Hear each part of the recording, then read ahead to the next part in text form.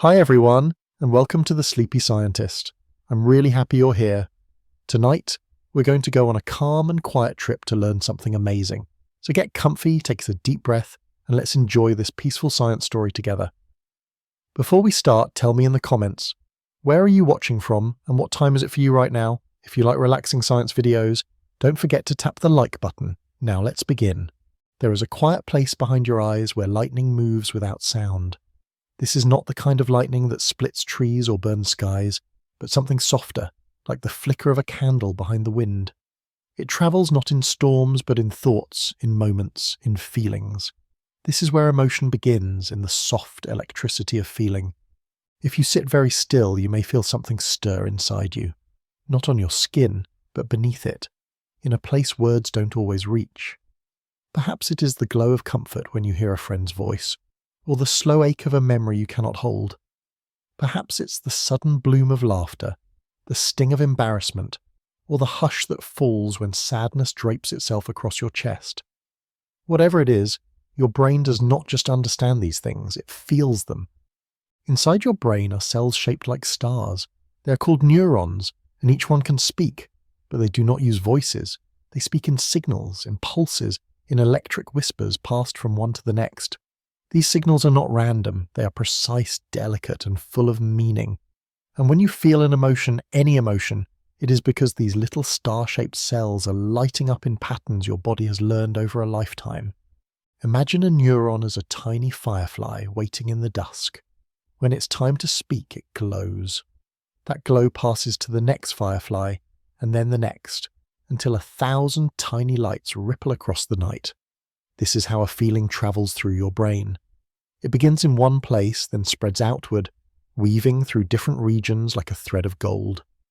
One of these places is the amygdala, a small almond-shaped cluster tucked deep within the brain.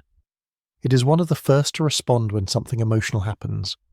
The amygdala does not think in words, it feels in signals. If you are frightened, it sparks quickly, sending alerts through your body like the ringing of a bell. If you are happy, it glows more gently, like a sunbeam slipping across your face. But the amygdala does not act alone. Nearby is the hippocampus, which holds your memories close. When you feel something strongly, the hippocampus tries to remember it. That is why certain moments, even small ones, stay with us forever. Not because they were loud, but because they made us feel deeply. A smell, a sound, a song from childhood. These become keys that unlock hidden feelings, carried by the hippocampus like pages in a diary. Above them sits the prefrontal cortex, the place where reason lives. It is slower, quieter, and thoughtful. It doesn't feel emotions first, but it tries to understand them. When you reflect on your sadness, when you try to calm your anger, or choose not to cry, this is the part of your brain that speaks, doesn't silence emotion. It listens to it and helps you decide what to do next. In this way, your brain is like a garden of soft wires and quiet lights, each part tuned to a different feeling. The signals between them are carried not just by electricity, but by chemicals too. These are called neurotransmitters, and they shape what the electricity means. If electricity is the messenger, the neurotransmitter is the emotion itself. Dopamine brings reward and pleasure. It's the shimmer of joy when something good happens. Serotonin is steadier, a tide that keeps your mood afloat. Oxytocin is warmth and connection, the feeling of holding someone's hand. And cortisol is the weight of stress, the signal that something needs attention. These chemicals do not move randomly.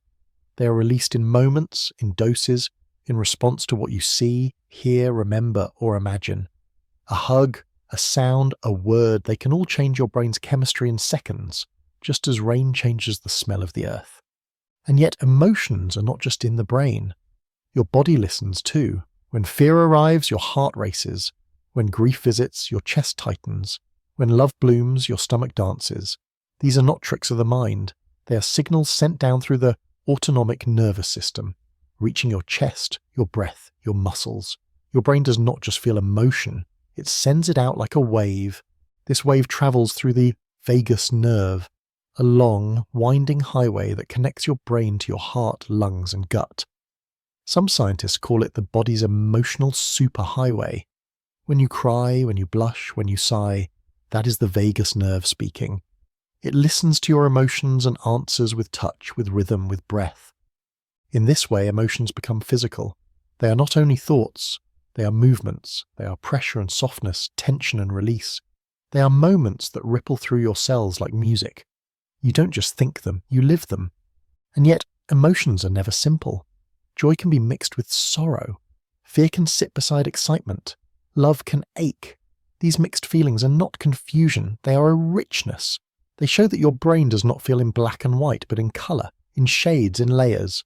Each feeling is a blend of signals and chemicals, of memories and meanings built from a lifetime of learning what it is to be alive. Some scientists believe that even babies in the womb can begin to feel.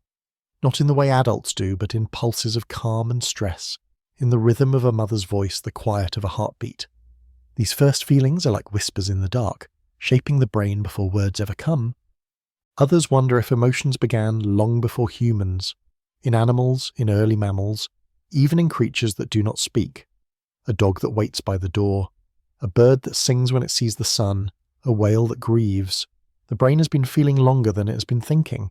So the next time you feel something rise in you, a flicker of peace, a swell of sorrow, a burst of joy, remember this. It is not just a passing mood. It is a conversation inside you, a spark between cells, a message from your body to your brain and back again. It is a song of chemicals, a dance of electricity, a hush of meaning. The soft electricity of feeling is not a machine. It is not a switch you can flip.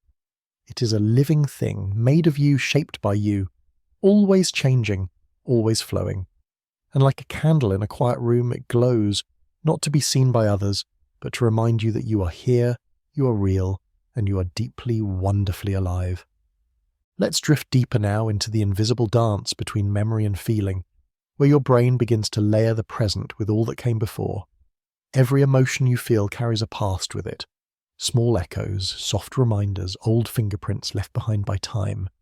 The brain, though made of tissue and sparks, remembers in feelings just as much as in facts. And sometimes those feelings arrive before the facts do. You might hear a song and feel your chest tighten, not knowing why. Or smell something familiar and be filled with comfort or sorrow or longing. That is your hippocampus reaching out with quiet hands, searching its shelves for a match. It's not pulling up numbers or names. It's retrieving a feeling. Because the hippocampus doesn't just record memories, it breathes life into them, it pairs them with emotion, so that when they return, they arrive like visitors with stories to tell. All around the hippocampus are threads of connection, links to the amygdala, to the prefrontal cortex, to the sensory regions that carry sight, sound, smell, and touch. When you remember a birthday cake, you might also remember laughter. When you recall the ocean, you might feel loneliness or peace. These feelings are not added later, they are part of the memory itself, fused in place by the brain's own chemistry. That fusion begins with repetition. When an emotion is felt strongly and often, the brain strengthens the connections that made it. It builds tiny bridges between neurons, weaving thicker paths with every revisit. This is called long-term potentiation, a quiet sculpting of the brain itself. The more something is felt, the more easily it returns. That's why joy can become a refuge and sorrow can become a shadow. The brain remembers what matters most, and still it does not store these things in a single drawer. Emotion flows between regions, like light through stained glass. It changes depending on where it lands. The insula, for example, is a small but deeply sensitive part of the brain that helps you notice your body's inner world. It listens for your heartbeat, your breath, your stomach's quiet churn, and in doing so it tells you how you feel. That flutter in your chest, that ache in your belly, that sense of unease or warmth or tightness. The insula helps turn those signals into knowing, I am anxious, I am calm, I am okay. Farther up, the anterior cingulate cortex works like a balancing beam. It watches for conflict between what you expect and what you feel. When something doesn't make sense, when you smile but feel hollow, or when someone you trust causes pain, this region lights up. It doesn't judge, but it pays attention. It's your inner observer, always checking, always sensing. And there is more. There's default mode network, a constellation of brain regions that hums when you're daydreaming, when your mind drifts into the past or imagines the future. This network is like a quiet river of self. It's where your thoughts wander when you're not focused on anything in particular. Here, emotions become story. Here, the mind turns experience into narrative. It asks not only what happened, but what it meant. This is why when we feel something deeply, we often begin to think in stories. We remember not just what someone said, but how it made us feel. We imagine not just a future event, but how it might make us hurt or heal. The default mode network wraps feeling in language and picture and memory. It lets us replay the past and rehearse the future. It lets us feel something twice, once in the moment and again in the mind. But sometimes the stories become tangled. When trauma enters the brain, when something overwhelming or painful happens, it can etch itself in deeper ways. The amygdala becomes more sensitive. The hippocampus may struggle to sort time. The brain begins to replay the memory not as a past event, but as a living thing. Fear becomes ever present. Safety feels out of reach. In these moments, the brain is not broken. It is trying to protect. But its signals are too loud, too constant. Therapies that help the brain heal, like deep breathing, safe touch, mindful focus, don't erase emotion. They help the brain rewire its response. They calm the amygdala, strengthen the prefrontal cortex, and allow the hippocampus to place the memory gently in the past. Healing is not forgetting. It's learning to feel differently. And as we learn, our emotions shift. A feeling once filled with fear may become softened by understanding. A memory once sharp with pain may fade into tenderness. The brain is always changing. Neuroplasticity, the ability of neurons to form new paths, is what allows you to grow. It allows a person who once lived in sadness to find joy again. It allows us to love after loss, to trust after fear. Even imagination plays a role. When you imagine kindness, when you picture peace, your brain lights up as if it were real. The mirror neurons, those cells that help you feel what others feel, are activated not only by watching but by imagining. They are the quiet artists of empathy. And in their art, they remind us that the emotions are shared, that what you feel is part of a larger pattern, echoed in others, felt across time. So much of this happens without words. Long before you say, "I'm happy" or "I'm afraid," your body has already whispered it. Your pupils have widened, your shoulders have lifted, your skin has changed temperature. The brain has sent messages through the bloodstream, through nerves, through hormones, telling every part of you something is happening. And only after this orchestra begins do we name the feeling. Names help us understand, but feelings do not always need names. Some are too soft, too mixed, too wild. Some simply arrive and pass through like wind through trees, felt but unseen, heard but not held. The brain does not need labels to feel, it only needs time and space and silence. And so emotions live in that space between memory and imagination, between body and brain, between electricity and chemistry.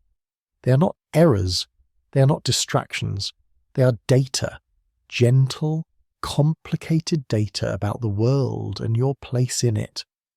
Your brain is not a machine that produces emotion. It is a landscape alive with hills and rivers, lit by fireflies, touched by weather. Some days are storms, some days are sunlight, but every part is part of you, and every emotion, no matter how small or strange or sudden, is a signal from that landscape. A soft reminder. You're alive, you're sensing, you're learning even now. Let it be okay to feel, let it be okay to not understand. The brain will continue to learn the language of feeling, one spark at a time, one quiet moment at a time.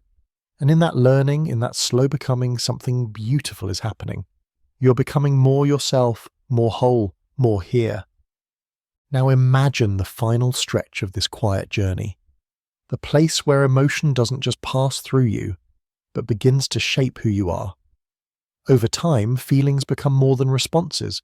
They become part of your story, your personality, your way of being in the world. And though the brain holds many things, thoughts, language, logic, it is emotion that gives those things meaning. When a child learns the word tree, it becomes more than a shape with leaves. It becomes the feeling of sitting beneath it on a hot day, the scent of bark, the way sunlight filters through the branches. Emotion wraps around meaning like roots around soil. anchoring every idea in feeling. Without emotion, knowledge floats. With it, knowledge becomes alive. This is why you remember moments that moved you more than those that did not. The brain does not highlight dates or details unless they come with feeling. Emotion is the ink that writes memory deeper. And it doesn't just mark the past, it guides the future. Every decision you make is touched by emotion, even the quiet ones. What to say, who to trust, when to pause, what to pursue. Your thoughts are shaped by feeling, even when you don't notice. And beneath it all, your sense of self begins to form, not just as a collection of thoughts, but as a feeling you carry with you. That inner warmth when you do something kind, that ache when you make a mistake, that spark of connection when someone understands you. These are not accidents. They are your brain's way of saying, this is who I am, this matters to me. Emotion connects us, not only to ourselves, but to others. When you see someone cry, your brain responds as if you were crying too. When you hear laughter, your own neurons light up in rhythm. This is called resonance. It is the deep, silent music of empathy, the way our brains play in harmony even when we do not speak. And this harmony is not just human. Across the animal world, we see echoes of feeling. Elephants mourn their dead. Dolphins protect one another. Primates console. These behaviors may look different, but beneath them is the same electric thread. Signals of care, of fear, of loss, of joy. Emotion may be one of the oldest languages on Earth, written in brain and body, in gesture and gaze, long before words came to explain it. Yet for all its universality, emotion is also uniquely yours. No one else feels exactly as you do. Your brain, shaped by your life, your memories, your biology, experiences the world in its own quiet way, and that is a kind of beauty, that within each mind is a world, glowing softly, feeling deeply, changing constantly. Over time, this world grows more complex. As the brain matures, it becomes better at noticing subtle emotions, at understanding others, at regulating itself. But even as the circuits refine and the chemicals shift, the heart of it remains the same, the desire to connect, to feel, to belong. Sometimes that desire is hidden under layers of numbness, of distraction, of fear, but it never disappears. The emotional brain is always listening. It listens when you dream. It listens when you walk beneath trees. It listens in the silence after laughter. And when it hears something true, a word, a song, a memory, it answers, often with no sound at all, just a feeling deep in your chest. To understand emotion is not to master it, but to meet it gently, to allow space for it, to learn its patterns without judgment. Some days will be heavy, others will be bright, but in each day, emotion offers a map, not to what is outside, but to what is within. And as you follow that map, you begin to understand something simple and profound. You are not your feelings, but you are not separate from them either.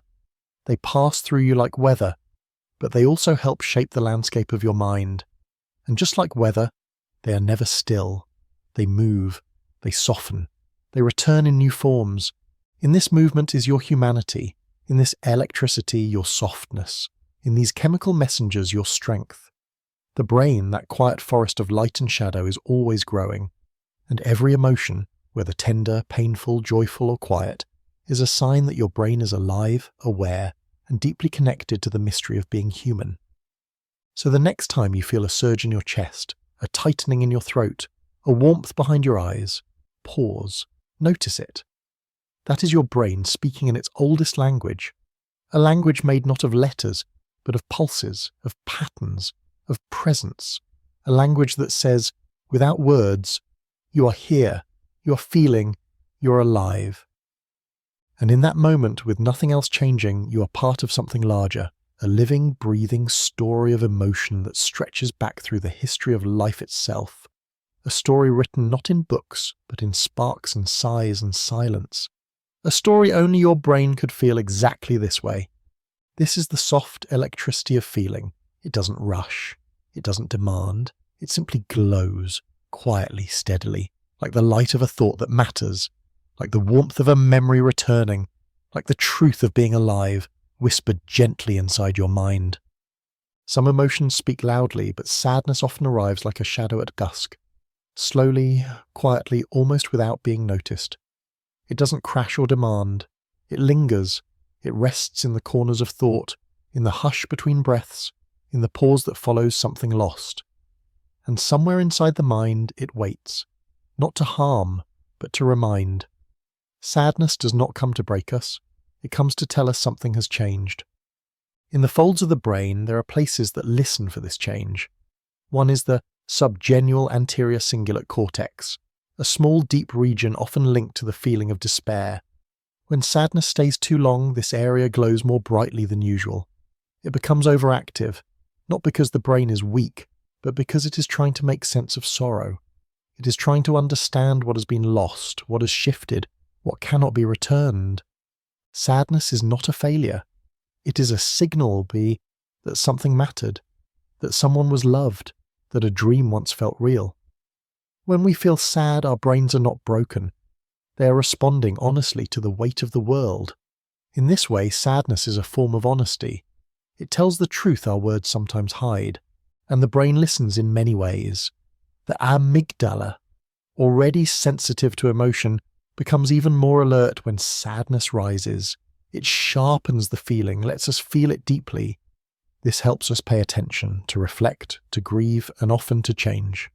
So joy speaks in many languages, in dopamine and oxytocin, in movement and memory, in breath and light, but always begins between neurons, tiny glowing messengers whispering to one another across silent spaces. And in those spaces, a whole world of feeling blooms. You don't need a reason to feel joy. Sometimes the brain creates it in response to nothing at all, the way the wind feels on your skin, the shape of clouds, the hush of early morning. These moments, small and unnoticed, are where joy hides, and the more we notice them, the more joy learns to return. Because the brain is always listening, always shaping, always waiting for a reason to light up. And sometimes that reason is as simple as being here, in this moment, with no demand other than to feel what is real. Let us follow the pulse of joy as it deepens through the layers of the brain, weaving its language not just across moments of delight, but through the deeper, quieter spaces where joy takes root. The brain does not only feel joy in reaction to something bright or surprising, it also learns to grow joy from within, to build it, nurture it, and return to it again and again, like a well-worn path through a quiet garden. As joy becomes more familiar, the brain strengthens the connections that support it. Neurons that fire together, wire together, this is the core idea of neuroplasticity. When joy is felt repeatedly, when kindness is noticed, when gratitude is practiced, the synapses involved in those emotions grow stronger. The path becomes smoother. The signal travels faster. The emotion becomes more easily reached. This process is most visible in the medial prefrontal cortex, a region of the brain that helps us reflect on ourselves, our experiences, and our values. This is the place where meaning is made, not through logic alone, but through emotional insight. It is here that joy becomes something more than pleasure. It becomes purpose. For example, when you help someone, a small burst of dopamine may follow. But in the medial prefrontal cortex, that burst is reflected upon. It is stored not only as, "that felt good," but as "that matters to me." And with repetition, this connection deepens. Altruism becomes a source of lasting joy, not because it always feels exciting, but because it aligns with who you are. The brain remembers what it feels like to be kind, to be useful, to be part of something larger. This memory is reinforced by another structure, the anterior cingulate cortex, which plays a role in emotion regulation and empathy. It helps bridge the space between noticing emotion and responding to it. When we feel joy, especially shared joy, this region becomes active. It links feeling to understanding. It tells us not only that we are happy, but why. Meanwhile, the striatum, especially the nucleus accumbens, responds to the timing of rewards. It notices when joy arrives as expected and when it comes as a surprise. Unexpected joy often triggers a larger dopamine release.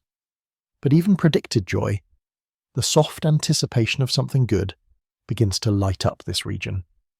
This is why looking forward to something can feel almost as rewarding as the event itself. The brain enjoys joy twice, in its becoming and in its arrival. Yet joy does not exist only in the individual. The brain is inherently social, and much of its architecture is built around connection.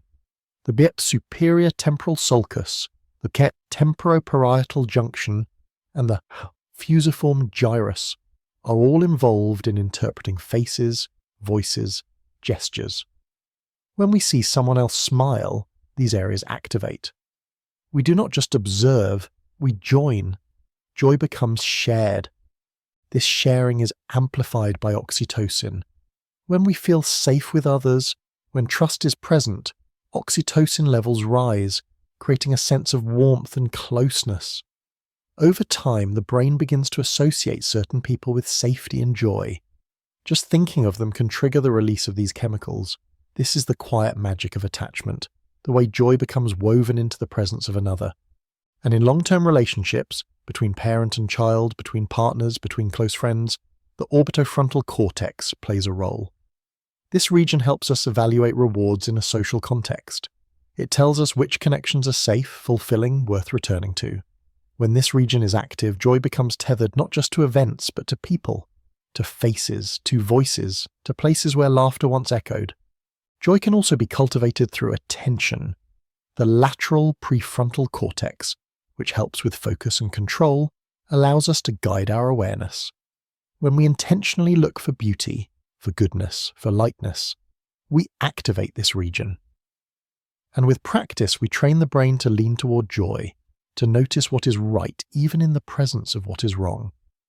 This noticing is not a denial of difficulty, it is a skill, a choice to allow joy its place, even among pain. The brain can hold both sorrow and wonder, fatigue and delight. In fact, when it does, joy becomes more durable. It is not erased by hardship, it grows around it, through it, because of it. Even the default mode network, which often wanders into memory and the imagination, plays a role in joy. When we daydream of places we love, people we miss, futures we hope for, this network becomes active. And while it can carry sadness, it also carries joy. The joy of what has been and what might be again. It allows us to feel joy through time, to stretch it across past and future. And so joy, though often quiet, is never still. It travels, it lingers, it deepens, it echoes through layers of brain and body, shaping the way we see ourselves, others, and the world. It tells us not only that we are feeling, but that we are growing, that we are capable of creating beauty in the middle of ordinary moments. This is why rituals matter, small practices that return the brain to joy. A walk at dusk, a cup of tea, a song played softly in the morning. These are not luxuries. They are anchors. They remind the brain where joy lives. They help joy return more easily. Because the truth is, joy is not rare. It is not hidden in distant places or reserved for special people. It is built into the brain. It lives in every cell that listens for meaning, every circuit that responds to beauty, every neuron that reaches toward another. The more we follow it, the more we find it, not as a peak, but as a path. And on this path, joy speaks in whispers, in pulses, in gentle, glowing signals that say again and again, "This matters, this moment is enough, you're alive, and that is a wonder." Now let's bring this story to a close, not by ending joy, but by letting it settle gently into the folds of memory and meaning, like the last note of a song that still hums in the heart long after the music fades. Joy does not disappear when the moment ends. It becomes part of the brain's rhythm, a thread woven into how we feel, how we remember, and how we live. As joy is experienced again and again, the brain begins to change. Structures once dim become more active. Connections that once flickered with hesitation now glow more steadily. The language of joy, once soft and rare, becomes easier to hear. The brain begins to recognize what brings peace, what brings purpose, what feels like home. One of the most beautiful effects of repeated joy is the way it reshapes the hippocampus. This region, so central to memory, grows stronger in environments where positive emotion is present. It becomes more active, more connected. Studies have shown that joy, gratitude, and calm reflection can even increase the volume of the hippocampus over time. The mind doesn't just feel better, it becomes more resilient, more able to hold and organize the story of your life. And in that story, joy plays many roles. It is not only laughter and delight, it is also stillness, relief, hope. It is the feeling of waking after a long sleep and remembering something beautiful. It is the peace that comes after tears, the moment you feel like yourself again. The prefrontal cortex, always quietly watching, begins to shift too. It becomes more flexible, more creative. Joy gives it room to explore, to imagine, to solve problems not just with logic but with openness. This is why children learn best through play, not because the information is simpler, but because joy creates the safest space for growth. As we age, this ability to find joy becomes more valuable, not less. In fact, research shows that older adults often report higher levels of emotional satisfaction, not because life becomes easier, but because the brain becomes better at noticing what matters, the noise softens, the signal becomes clearer. Part of this clarity comes from the default mode network, which begins to tell a different kind of story. Instead of wandering into fear or regret, it begins to dwell on gratitude, on purpose, on love. This is not automatic. It is built moment by moment through repeated acts of noticing. The way sunlight hits a wall, the sound of leaves in the wind, the softness in someone's voice. Even the body responds. When joy is felt, the parasympathetic nervous system becomes more active. Heart rate slows, muscles relax, digestion improves, the breath deepens. The body enters a state called rest and digest, the opposite of fight or flight. It is here in this calm state that healing happens, that the body repairs, that the mind resets. And this reset allows us to return to the world with more presence, more softness, more strength. Joy doesn't make us ignore pain. It gives us the energy to hold it, to move through it, to reach for others even when we're hurting. In this way, joy becomes a source of courage. This is why even in dark times, moments of joy matter. They are not distractions. They are reminders. They tell the brain, the world is still beautiful. You're still capable of feeling. There is still light, even here. Sometimes joy arrives quietly, not as a rush, but as a whisper. The joy of breathing deeply. The joy of being still. The joy of knowing you are enough. These moments may seem small, but the brain remembers them. It saves them. It returns to them when it needs strength. This is how joy becomes a resource, not something to chase, but something to return to. It lives in the neural patterns you've built through every act of kindness, every moment of gratitude, every choice to see beauty, even when it's hard. These choices matter. They shape the very way your brain responds to the world. And over time, this response becomes a way of being. Not a constant smile, not endless positivity, but a quiet readiness to feel wonder, to welcome laughter, to see goodness, even in ordinary things. This is the language of joy between neurons, a language the brain never forgets, even when we do. It's why the brain responds so powerfully to music, to rhythm, to harmony. These sounds speak the same language joy does: vibration, pattern, movement. They bypass thought and go straight to feeling. They remind the nervous system how to dance, how to rest, how to remember. Even silence, when felt with presence, can bring joy, not the silence of emptiness, but the silence of peace, the quiet between thoughts, the pause between breaths. The moment you realize nothing more is needed, that you are whole right now. In this final place, the brain does not ask for more. It simply listens. It glows. It rests in the soft signal of joy, knowing that this too is part of what it means to be alive.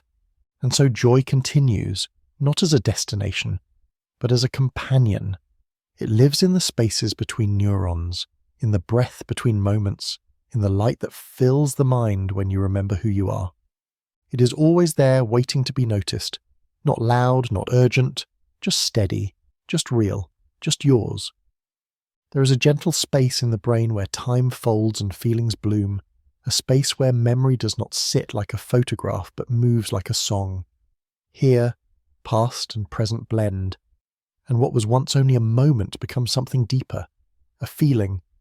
A memory that becomes emotion is no longer just a picture. It is warmth, ache, longing, joy. It breathes. The mind does not remember in perfect lines. It remembers in sensations, in fragments. in colour and sound and the way your stomach turned when someone called your name. Memory begins not with dates or details, but with feeling. And deep inside the brain, the work of turning experience into emotion begins with two small, powerful structures, the hippocampus and the amygdala. The hippocampus is the quiet librarian of your brain. It collects your days, organizes them, places them on invisible shelves. It remembers the shape of your childhood bedroom, the way your mother's hands moved, the scent of rain on your first day of school. It writes your life in gentle layers, not as facts, but as stories. Right beside it sits the amygdala, a sentinel, a spark. It listens for emotion, for intensity. It does not remember the layout of a room, but it remembers how it felt to be in that room when your heart was racing. It marks memories with meaning. When something matters, when it hurts or thrills or soothes, the amygdala signals, "This is important. Remember this." Together, the hippocampus and amygdala turn experience into feeling. They speak to each other constantly. One provides the structure, the other provides the fire, and through this exchange, memory becomes more than a record. It becomes part of how you feel the world. You might not recall the exact moment you fell in love, but you remember the feeling. The tilt of light, the sound of laughter, the way time slowed. That memory, stored in both image and sensation, becomes part of your emotional landscape.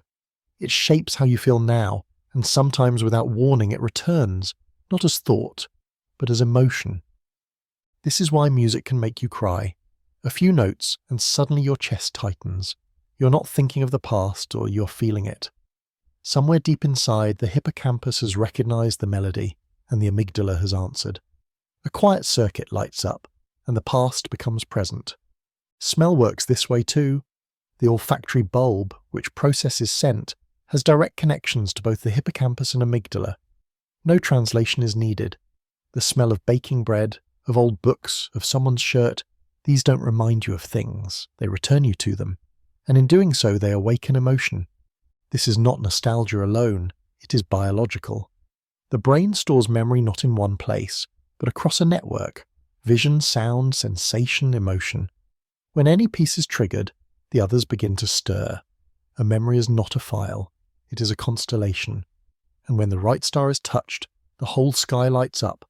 But not all memories are warm. Some return with a shiver. A sound, a word, a place can bring back fear or grief or shame. The amygdala does not judge. It only marks what was intense. And when something painful happens, it marks it strongly. Sometimes too strongly. The memory loops. The feeling returns before the thought. This is why healing takes time. The brain must learn to refile those memories, to place them gently in the past. It must let the hippocampus say, "That moment is over," and let the prefrontal cortex help shape a new response. This is not erasing. It is updating. Rewriting the feeling even if the fact stays the same. And as this happens, something quiet begins to grow, wisdom. When we feel our memories, when we sit with them, listen to them, learn from them, they begin to soften. A moment of shame becomes a lesson. A moment of grief becomes a thread of compassion. The feeling shifts, not into joy, but into understanding. Even dreaming plays a role. During REM sleep, the brain reactivates emotional memories. The hippocampus and amygdala replay old experiences, sometimes with strange combinations, a person from your past in a new place, a moment from long ago slightly changed. These are not random, they are rehearsals. The brain, while you sleep, is processing what it still holds. Sometimes a dream brings back a forgotten feeling. Sometimes it helps you let one go. The emotional charge of a memory fades through repetition, through sleep, through time. This is how healing hides in the ordinary, in rest, in remembering, in simply being alive another day. The vincula also plays a part. It helps the brain feel the body, heartbeat, breath, muscle tension, and links those physical states to emotional meaning. A memory of safety might come with warmth in the chest.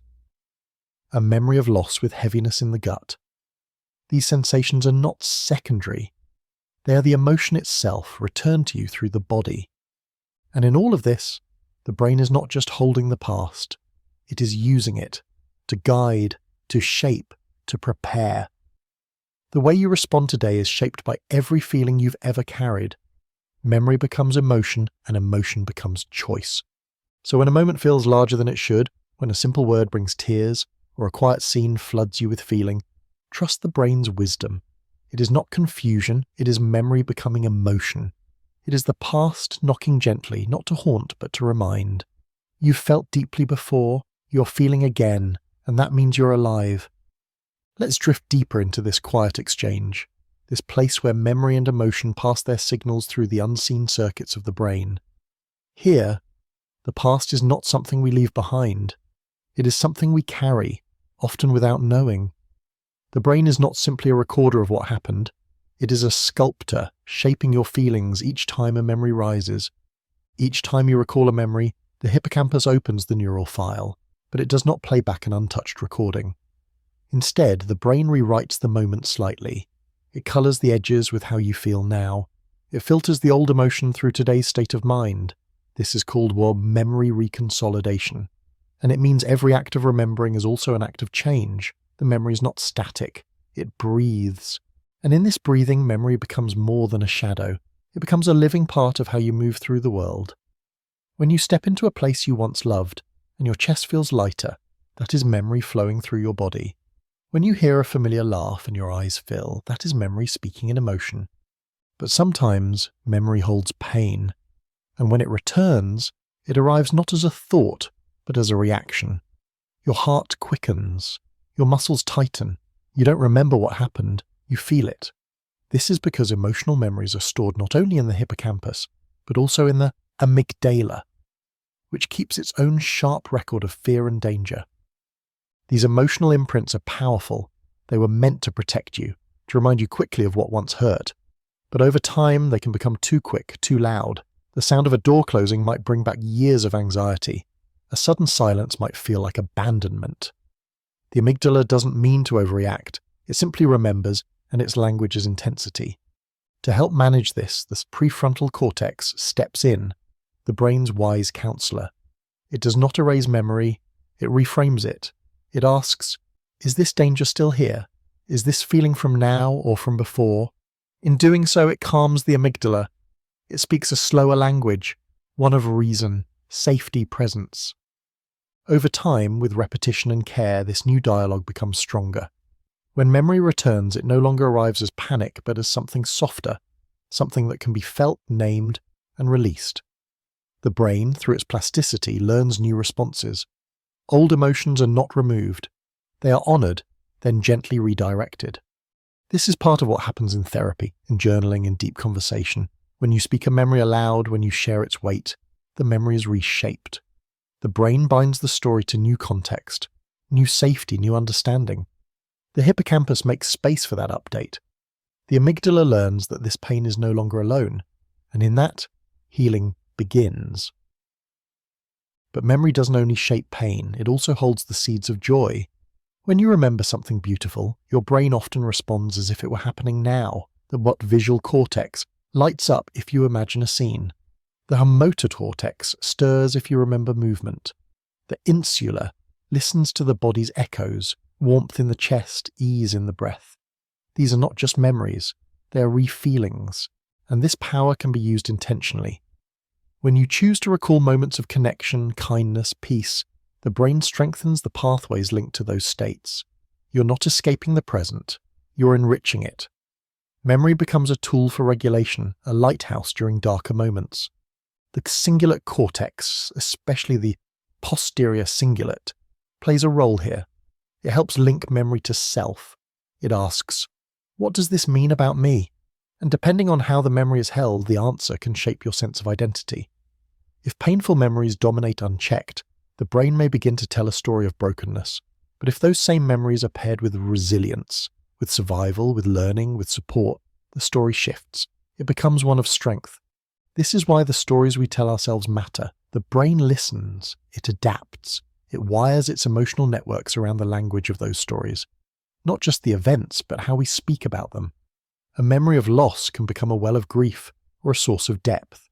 A memory of fear can remain sharp or be softened into wisdom. The words we use change the feelings we carry.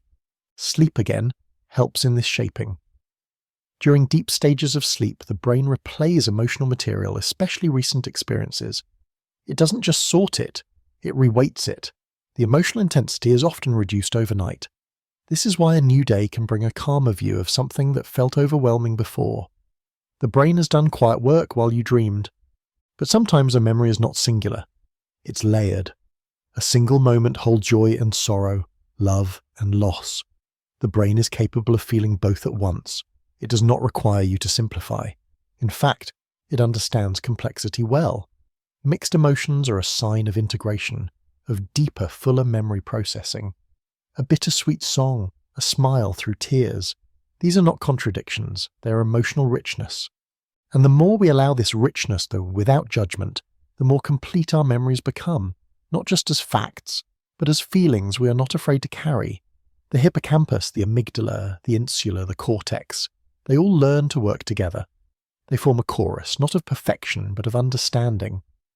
So as the brain gathers the threads of memory and weaves them into our emotional lives, something sacred happens. We begin to know ourselves, not just through what we've done, but through what we've felt, survived, cherished, and let go. And every time we remember, we are not just looking backward, we are shaping the way forward. With each return to a feeling, the brain quietly asks, what shall I carry with me? And when that answer is chosen with care, with love, with softness, memory becomes not just a reminder, but a guide.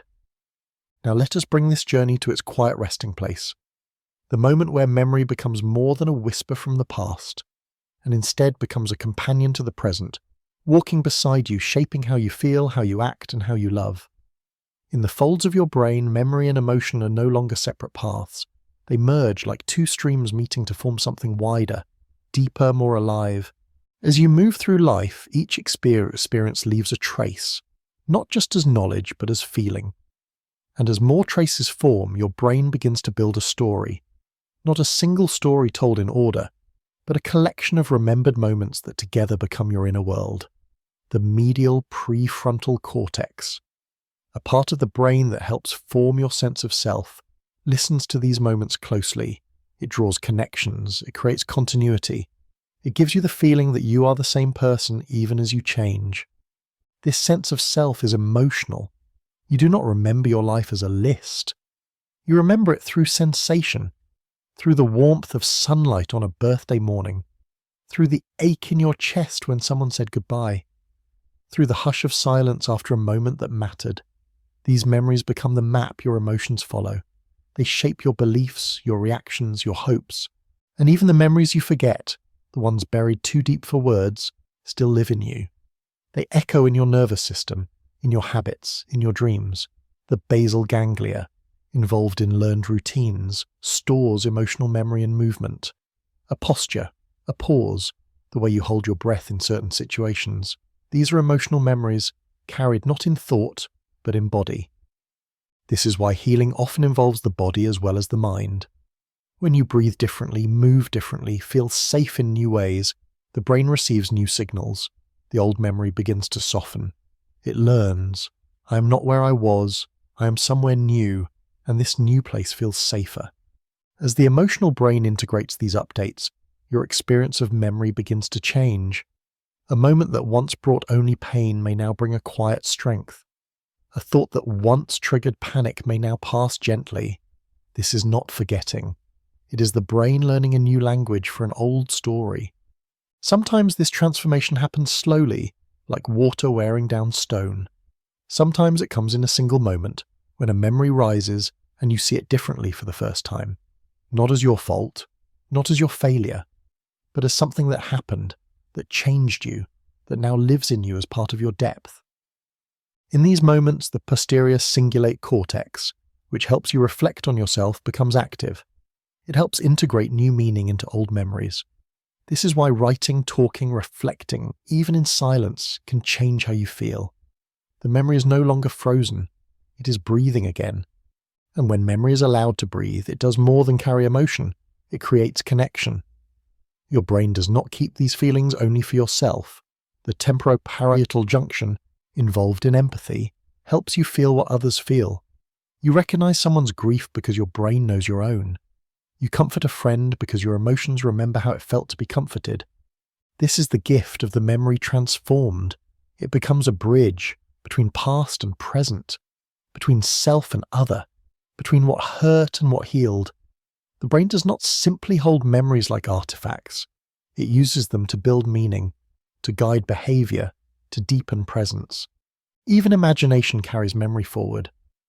When you picture something that has never happened, a future day, a person you haven't met, a dream you hope to reach, your brain uses past emotional templates to fill in the picture. The colours you imagine, the warmth you expect, the feeling of joy or fear or hope, all drawn from memory. In this way, emotion and memory don't just shape the past. They shape possibility. And so the language of the brain is never just about what happened. It is about how what happened still lives inside you. It is in your choices, your reactions, the way you care, the way you protect, the way you try again. Each memory that holds emotion is not a burden. It is a thread, woven with care, with pain, with tenderness, woven into the way you speak, the way you pause, the way you reach for others. It is the soft wisdom behind your silence, the invisible story behind your strength. And when you look at someone else and see their hesitation, their joy, their tired eyes, your emotional brain recognizes it. It whispers, "You felt that too." And in that whisper is understanding, compassion, connection.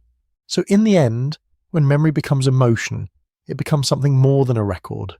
It becomes a heartbeat. It becomes language.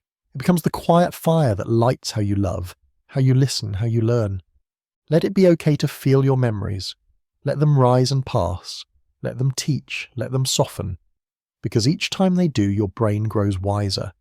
Not through knowing more, but through feeling more gently, through remembering not what happened, but what mattered. And in that remembering, you return to yourself, not as you were, but as you are now, whole, changed, alive. Love begins in the quiet, not with thunder, but with a softening. It is not always fireworks or breathless longing. Sometimes it is the hush that falls when someone enters the room, the way the body eases, the way the heart slows, not from fear, but from trust. Long before love becomes words or decisions, it is already forming in the brain, in signals, in chemistry, in warmth that spreads from thought to limb to breath. Love is not just felt, it is built. At the root of love are chemicals, messengers that flow through the body, shaping not just feeling, but the memory of that feeling. They rise slowly and stay long after touch or sight has passed. And they begin with oxytocin, often called the bonding hormone, though its role is more complex.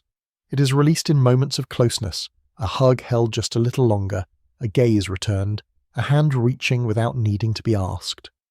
Oxytocin doesn't cause l'amour love, it supports it. It encourages trust, safety, a sense of being known. It tells the brain, this person is safe, this space is warm, stay. It flows between parent and child, between lovers, between friends, between humans and animals. Its pathways are ancient and they follow the contours of connection like rivers finding their way back to the sea. But oxytocin does not act alone. When love is new, especially romantic love, another chemical surges, dopamine. It brings energy, euphoria, focus. It makes you want to see them again. It makes their voice feel like music.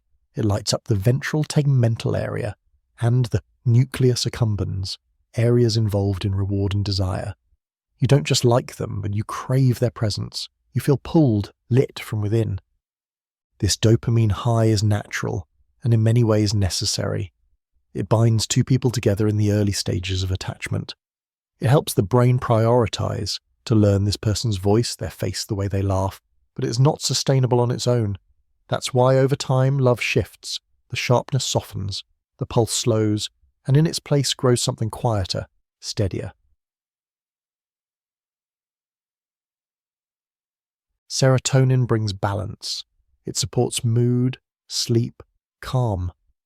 When you love someone for a long time, serotonin helps maintain that love. It brings peace to the intensity. It allows you to share silence, to find joy and presence alone. It stabilizes the highs and lows of dopamine, grounding love in routine, in memory and trust.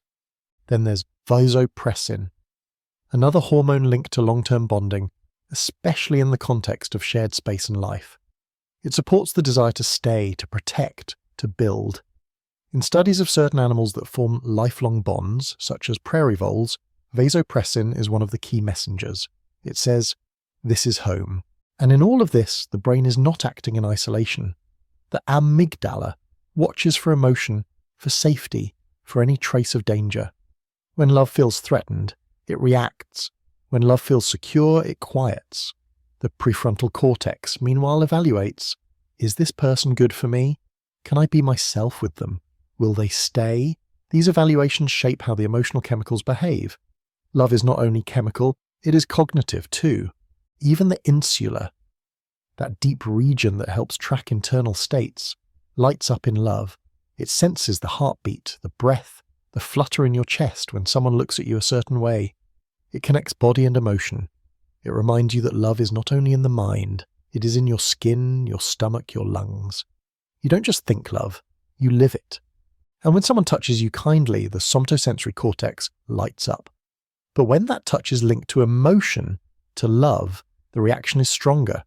A hug from a stranger is not the same as a hug from someone you trust. The brain layers meaning onto sensation, turning touch into tenderness, into memory. These memories matter. When love is consistent, kind and safe, the brain stores it like a beacon. It becomes something you return to, not only when that person is there, but even when they are not. The hippocampus holding these memories blends them with the emotion given by the amygdala, and suddenly, even thinking of someone brings comfort. Their presence becomes portable. That is why love can be felt across distance, why a voice on the phone can calm, why a photo can bring tears. The brain does not need proximity to remember connection. It carries it like a scent, like a rhythm. But love also changes the brain itself. In people who experience deep attachment, especially over long periods, MRI scans show increased activity in the caudate nucleus, associated with learning and reward. The brain becomes wired to respond to that person. Their presence becomes a kind of safety signal. And in their absence, the brain feels lost, not just emotionally, but neurologically. Because love, when deep, becomes part of the self, the brain builds identity around connection, around shared routines, around mutual care, and when love ends, through distance, through change, through loss, the brain must rebuild. The pathways must quiet, the signals must shift. This is not easy, but it is possible. Because love, at its core, is adaptation. It is the brain responding to another, shaping itself around that connection. And when that connection is strong, filled with trust, joy, and understanding, the brain becomes a place of refuge. The chemicals don't just bring emotion, they bring healing. So when you feel love, soft or sharp, new or familiar, know that your brain is lighting up in a constellation of places, that your body is responding in rhythms older than memory, that your mind is opening to another, allowing them to matter, allowing them to stay. And in that opening, in that softening, in that steady hum of chemicals and connection, love becomes something more than emotion. It becomes a state of being. Let us now move further into love's quiet landscape, where the feelings begin to deepen, slow, and settle into something more lasting. After the first sparks of attraction and early connection, the brain starts to reshape its patterns. It is no longer simply responding to novelty or delight. It begins to prepare for something deeper, belonging. And in this belonging, the warm chemicals of love take on new roles. They do not flash and flare, they flow.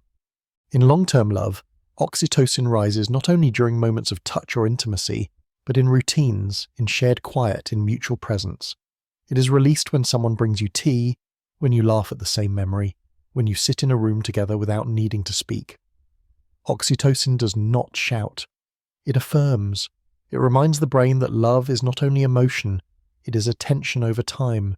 This continued release strengthens the bond. It creates emotional safety, allowing vulnerability to grow. And as vulnerability grows, so does trust, one of love's most delicate essential threads. Trust is not just a feeling. It is a neurological pattern, a reduced fear response in the amygdala, paired with increased regulation from the prefrontal cortex. It says, "You're safe with this person. You do not need to prepare for harm." In the presence of love, the brain rests. And in that resting, another transformation begins. The default mode network, the set of brain regions active during reflection and imagination, often includes thoughts of the loved one.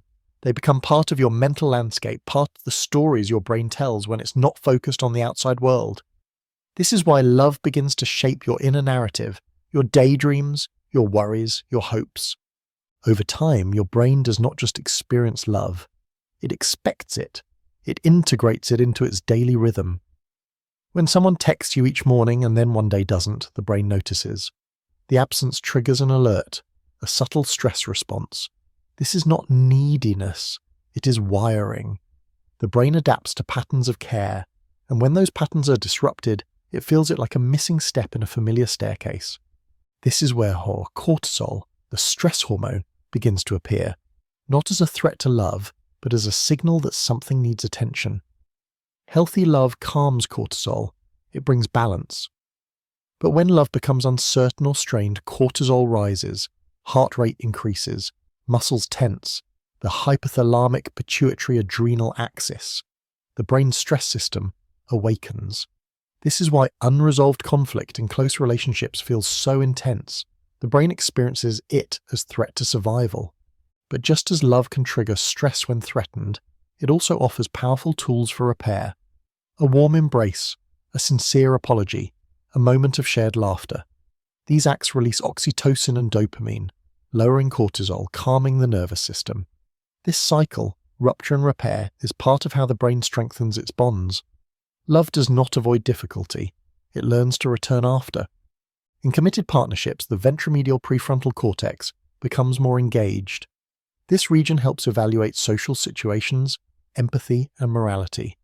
It guides choices not only based on personal reward, but on shared values. When love is mutual and enduring, the brain begins to consider the we more than the I. The decisions shift from individual benefit to collective harmony. And the more love grows, the more the mirror neuron system becomes involved. These special neurons allow us to feel another's emotions as if they were our own. In close relationships, this resonance deepens. You wince when they stub their toe. You feel joy when they smile. You ache when they cry. The lines blur, not in a loss of self, but in a shared experience of being. Even language shifts. People in long-term love often mirror each other's speech patterns, gestures, and habits. The anterior insula and inferior frontal gyrus help process these shared rhythms. Over time, the brain learns not just how to love, but how to express that love in a way the other understands. But perhaps the most enduring aspect of love in the brain is memory. The hippocampus stores not only the facts of your shared history, but the feelings that surrounded them. And as time passes, these memories become anchors, moments to return to when things feel uncertain. They hold joy, comfort, resilience. They say, "We've been through this before, we stayed." Love also strengthens the cingulate cortex, especially the subgenual region, associated with deep emotional connection and mood regulation. When this area is active, emotional pain is reduced. It helps the brain endure hardship not by denying it, but by holding it within the context of connection. This hurts, the brain says, but I am not alone. And in caregiving relationships, between parent and child, between partners who support one another, the periaqueductal grave becomes active. This part of the brain is linked to caregiving behaviors, pain relief, and empathy. Love, when rooted in care, activates neural pathways that reduce suffering. The presence of a loved one literally changes how pain is processed. So love, in its deeper forms, is not a single emotion. It is a state, a network, a memory in motion. The warm chemicals do not simply spike and vanish, and they build a foundation. And that foundation becomes a place where the mind can rest, where the heart can open, where the self can grow. And though these systems are built in biology, they are shaped by experience. How we are loved shapes how we love. What we expect, what we fear, what we trust, all of it is formed through interaction. And the beauty of the brain is that it can always learn. Love can always deepen. New patterns can always form. The warm chemicals of love are not magic. They are the result of connection, presence, patience. But in their rhythm, there is something close to magic.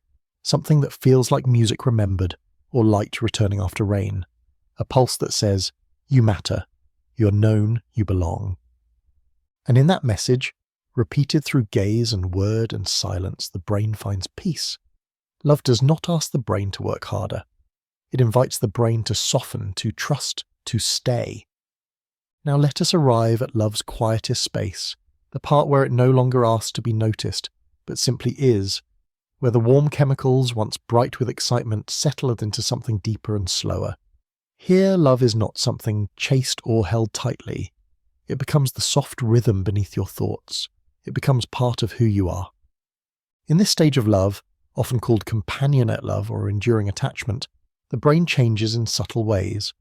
The prefrontal cortex, which helps manage behavior, becomes more synchronized with emotional regions like the amygdala and insula. This harmony allows a person to act with more patience, empathy, and steadiness. Love becomes less about what is felt in a moment, and more about how one chooses to respond over time. And these choices, to show up, to forgive, to listen, to stay, reinforce the brain's emotional pathways. Each small gesture releases a trickle of oxytocin. Each shared memory rekindles the hippocampus. Each quiet moment builds trust not through words but through consistency. The brain, seeing this, begins to associate love not just with emotion but with safety, with home. Even in the absence of novelty, these chemicals still flow. Love does not need drama to stay alive. In fact, the ventral pallidum, a region associated with long-term attachment, becomes more active during stable, enduring love than in early infatuation. It supports behaviors that maintain connection, the cup of tea left on the table, the text saying, "I'm here," the hand that reaches for yours in sleep. These are not grand gestures. They are the architecture of deep love. The more posterior cingulate cortex, involved in self-reflection and understanding others, begins to strengthen as well. Love, over time, becomes a mirror. The brain uses the presence of another, not just for pleasure or bonding, but to understand the self more deeply.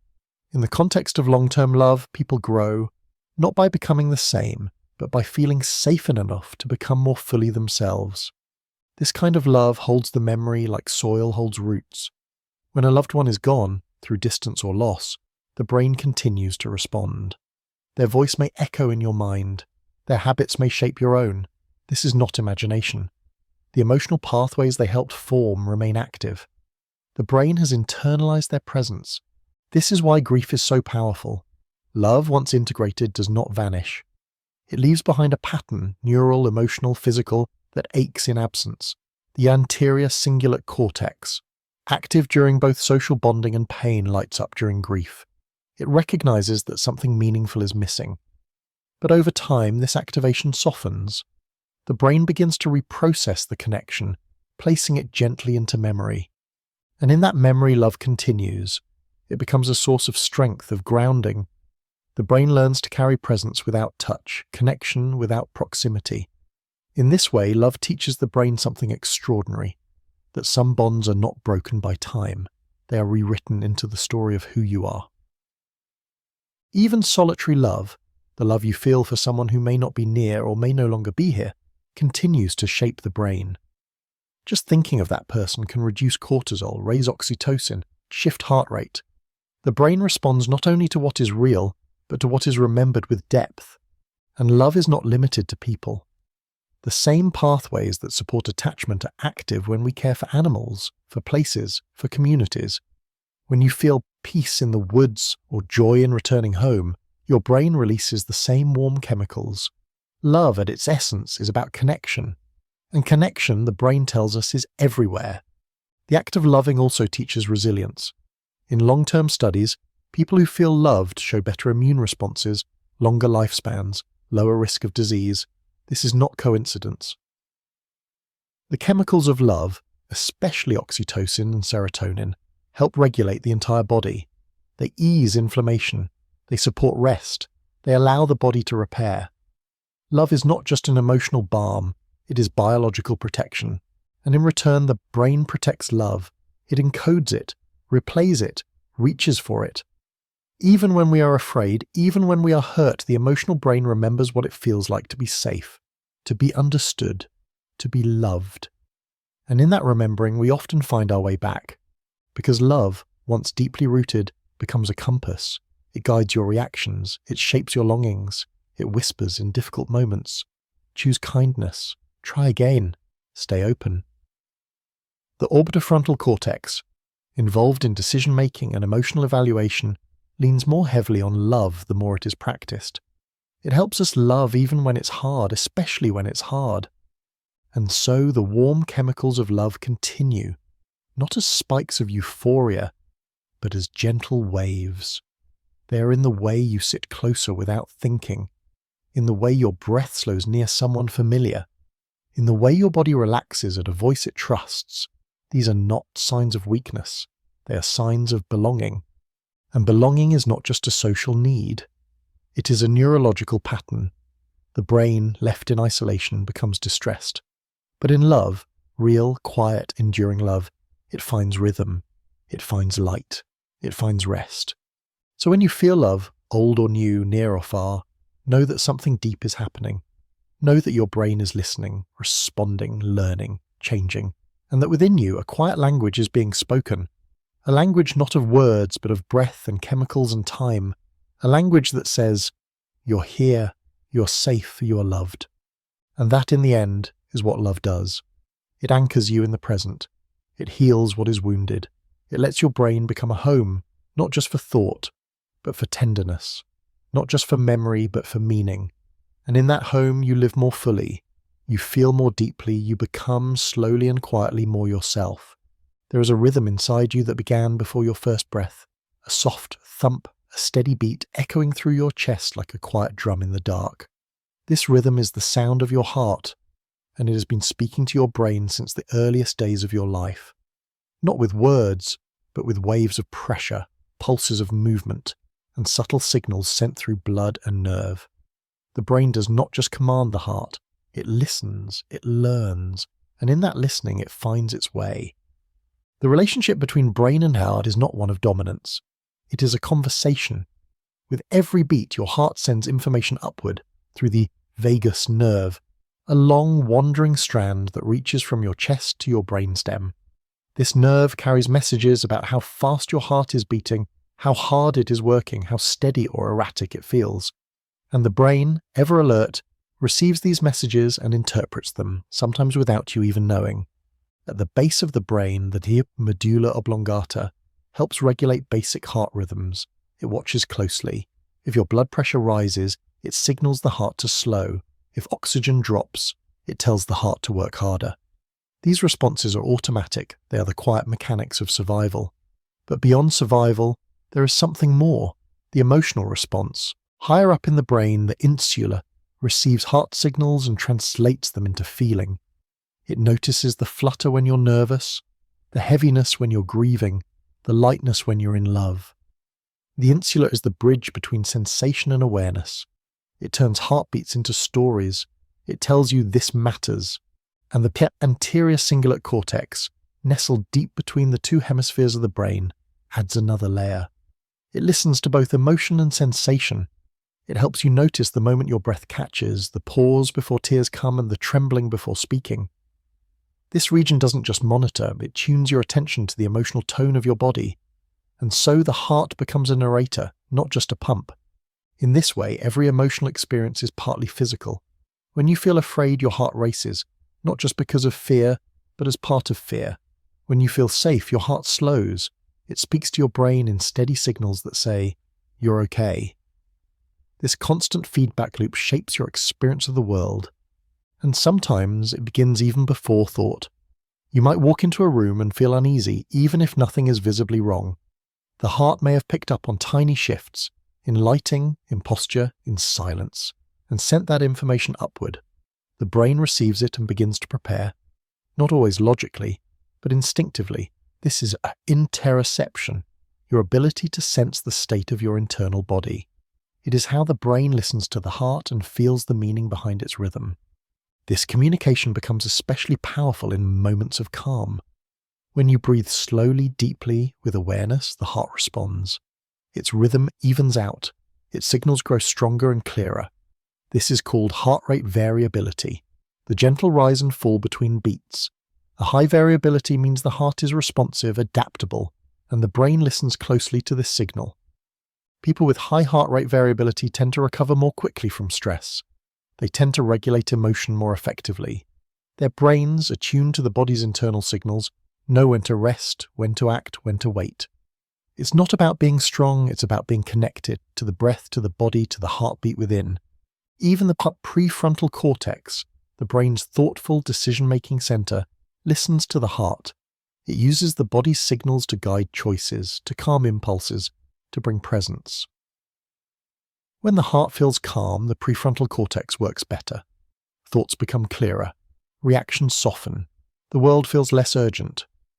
This is why practices like meditation, mindfulness, and deep breathing are so powerful.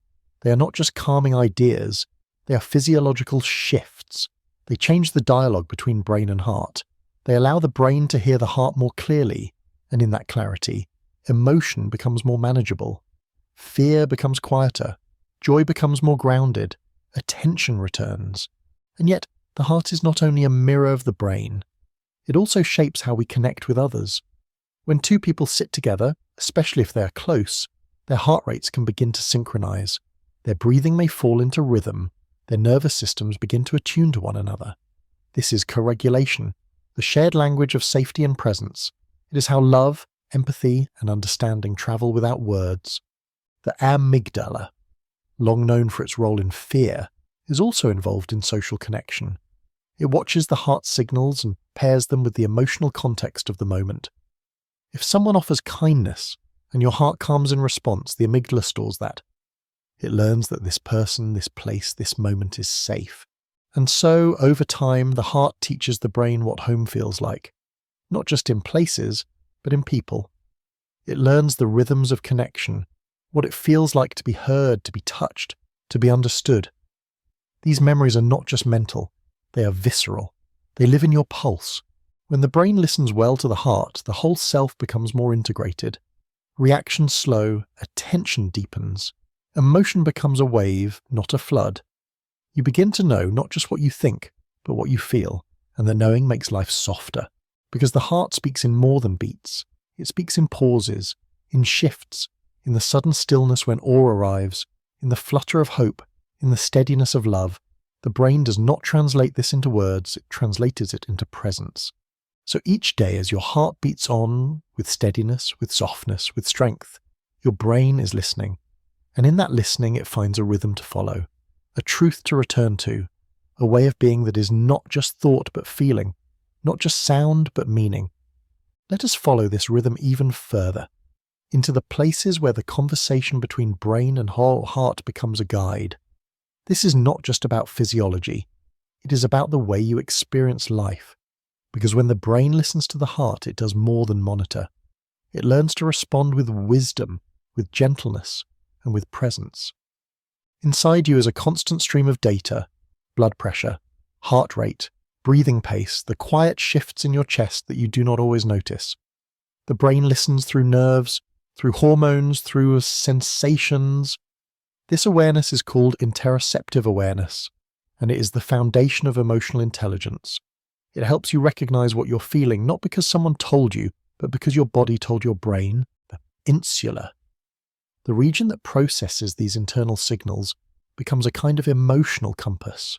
When it's tuned well, you can tell the difference between fear and hunger, between sadness and fatigue, between excitement and anxiety. These feelings may look alike on the surface, a racing heart, a rush of breath, but the brain, listening carefully, begins to distinguish them. This ability to interpret the heart signals is part of their emotional regulation. If you sense rising tension in your chest and know it's anxiety, your brain can begin to calm you. The SAS prefrontal cortex steps in, slows the reaction, helps you choose. If you feel that same flutter but know it's anticipation, your brain may lean into it, seeing it as energy instead of threat. The difference lies in awareness, the brain's ability to understand the message sent from the body. Over time, this listening creates patterns. The brain learns from each experience. It begins to recognize which heart signals lead to joy, which to fear, which to comfort. The amygdala, which once reacted to every loud beat as a sign of danger, becomes more refined. It begins to trust your experience. It begins to say, "We felt this before and we made it through." And when the brain trusts the body, something remarkable happens. Resilience grows. Resilience is not a trait. It is a relationship between breath and thought, between sensation and memory, between heart and mind. The stronger this relationship, the more easily you return to balance after stress. Even the hypothalamus, a deep brain structure that regulates stress responses, relies on this heart-brain dialogue.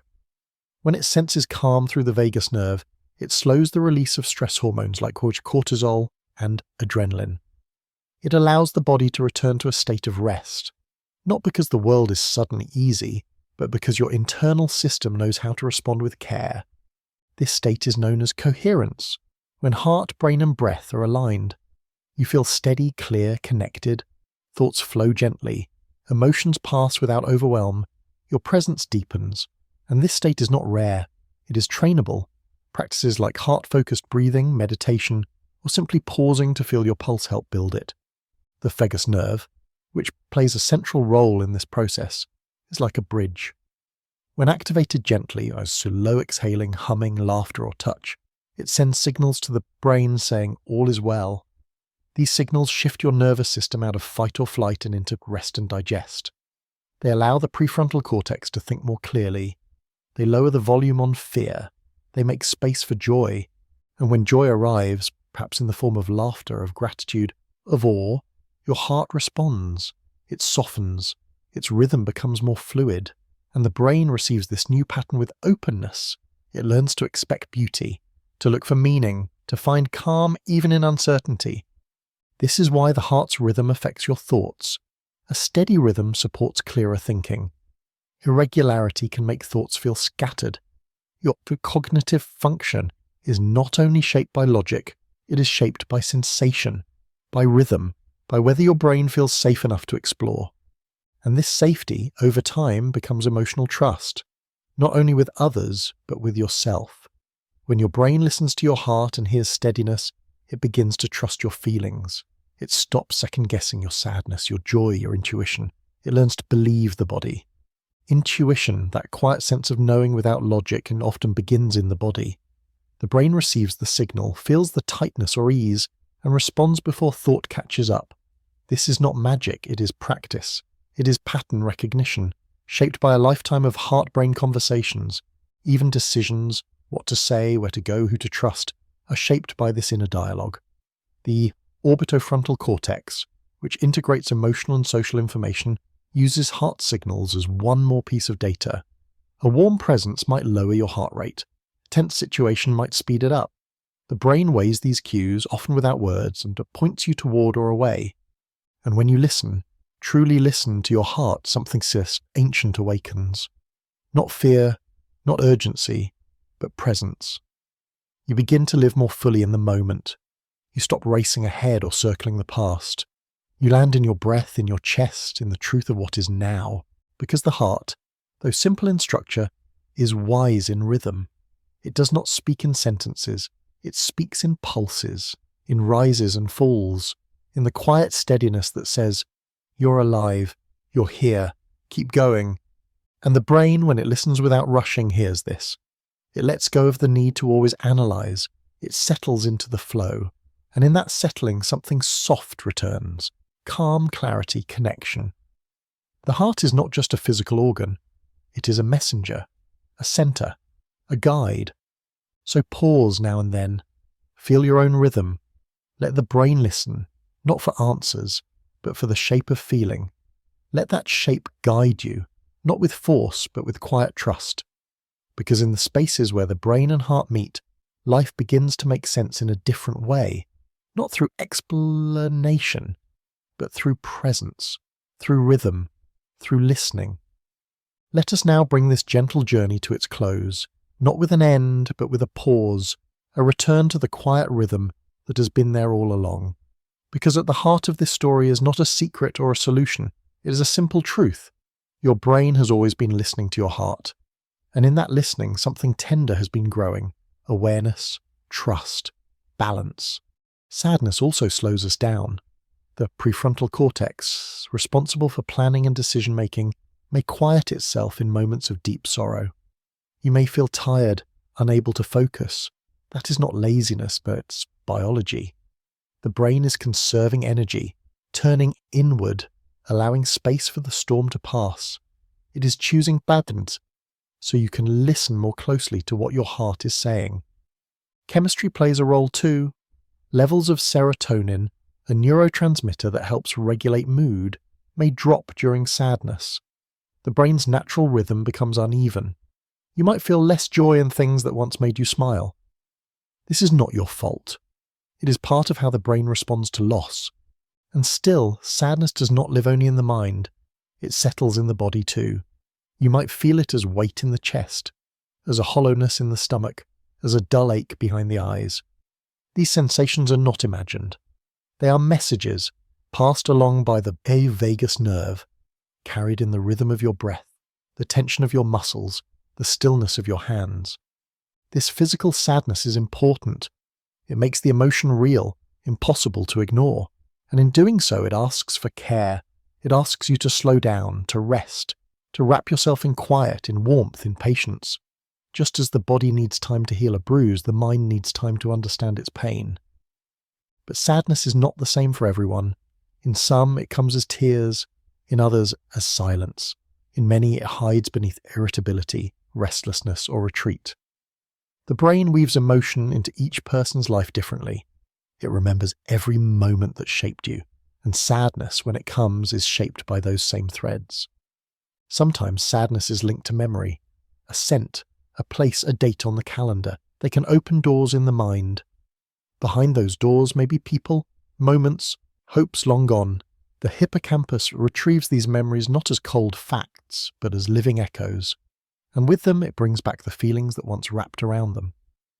It's why you might cry at a photo or feel your throat tighten when hearing a familiar song. The brain is remembering with feeling, not just thought. And yet, even in deep sadness, there is a strange kind of beauty. It means you are still feeling, still connected, still human.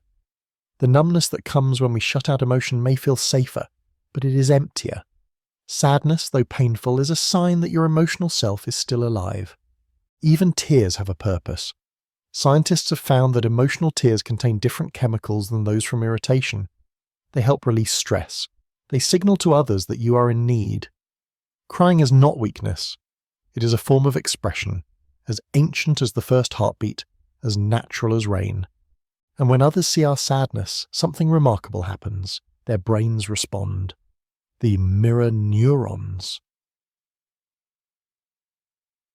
Those mental cells that allow us to feel what others feel begin to glow. They create empathy. They remind us that sorrow, though deeply personal, is also deeply shared. So sadness hides in many places, in cells and signals, in muscles and memories, in silence and sighs. But it is never aimless. It always points somewhere, toward healing, toward meaning, toward change. It asks us to pause, to feel, to remember. And in doing so, it begins to move, slowly, quietly. Like a river wearing down a stone, it teaches us that feeling is not the end. It is the beginning of something softer, something wiser, something new. Let's follow sadness a little deeper now. Not to escape it, but to understand the quiet places where it rests, the paths it follows, and the way it slowly reshapes the mind from within. Sadness, like water, moves differently than joy. It pools in stillness, it seeps through cracks we didn't know were there. And when it lingers, it begins to shape not only how we feel, but how we see. In long stretches of sadness, or what we sometimes call depression, the brain begins to adapt, not all at once and not always visibly. But beneath the surface, patterns form. This default mode network, which we use to reflect, to dream, to remember, can become a hall of echoes. Instead of imagining hope, it replays loss. Instead of reaching forward, it loops backward. This network, designed to help us understand ourselves, becomes too loud, too busy, too heavy with thought. When this happens, we ruminate. We turn the same feeling over and over like a stone in our hands, hoping it will change. But sadness does not respond to force. It responds to presence. It softens not when we fight it, but when we listen, when we sit beside it without rushing it away. Inside the brain, this amygdala becomes more sensitive during depression. It begins to react more strongly to negative signals, not because it wants to harm us, but because it is trying to protect us. It is alert, watching, bracing. But this constant watchfulness becomes exhausting. The brain, always on edge, begins to interpret neutral things as painful, uncertain things as dangerous, and slowly the world feels dimmer. The prefrontal cortex, our seat of planning and control, also begins to change. It may lose some of its balance, its ability to calm the amygdala, to organize emotion, to choose new thoughts. Instead, it may become tangled in doubt, frozen by indecision. Simple tasks can feel overwhelming. Time stretches strangely and either too slow or too fast, and the future feels far away. Chemical messengers shift too. Serotonin, dopamine, and norepinephrine, each involved in shaping mood, motivation, energy, may become imbalanced. It is not simply that we feel sad, it's that our ability to feel anything shrinks. Food has no taste, music feels distant, the colours of life fade, but the brain, even in sadness, is not still. It is always listening, always learning. Neuroplasticity, the brain's quiet ability to change, never stops, and even the experience of sadness leaves a trail the mind can use later. Because every time we survive sorrow, the brain makes note. It remembers that you continued, that you breathed through it, that the wave passed, even if only slightly. These small shifts matter. One of the most powerful tools the brain has is awareness. The ability to notice what it is doing. When we notice sadness, not judge it, not panic in its presence, but simply see it, the brain begins to shift its posture. The consular, which watches the internal state of the body, starts to work with the anterior cingulate cortex, which notices conflict. Together they signal something is off, and in that signal is the beginning of change. Therapies that treat sadness often begin here, by helping the brain notice itself. Mindfulness, breathwork, gentle movement, talking out loud, these are not just ideas, they are physical actions that reshape neural patterns. When you focus on your breath, for example, the prefrontal cortex begins to reconnect with the body. It learns again how to steer. Even naming a feeling, just saying, "I feel sad," activates different brain regions than keeping it silent.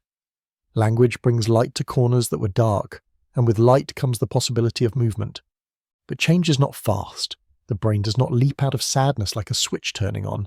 It climbs slowly, one signal at a time, and it does so by finding new meanings in old places. A walk that once felt pointless begins to feel grounding. A song that once hurt becomes a comfort. A memory that once ached becomes something tender. These are not big changes, but they are real, and they begin to lift the weight. The social brain plays a role too. Humans are not meant to carry sorrow alone. The temporoparietal junction, medial prefrontal cortex, and posterior cingulate, all parts of the brain involved in understanding others, light up when we connect, when we speak, when we are seen. Sadness often tells us to hide, but healing often begins when we are found. And so the presence of another person, someone who listens without trying to fix, becomes a form of medicine, not because they say the right thing, but because they offer space, safety, time. These things allow the brain to feel emotion without drowning in it, to process without rushing. Even nature, its colours, sounds, movements, has been shown to ease the neural patterns of sadness.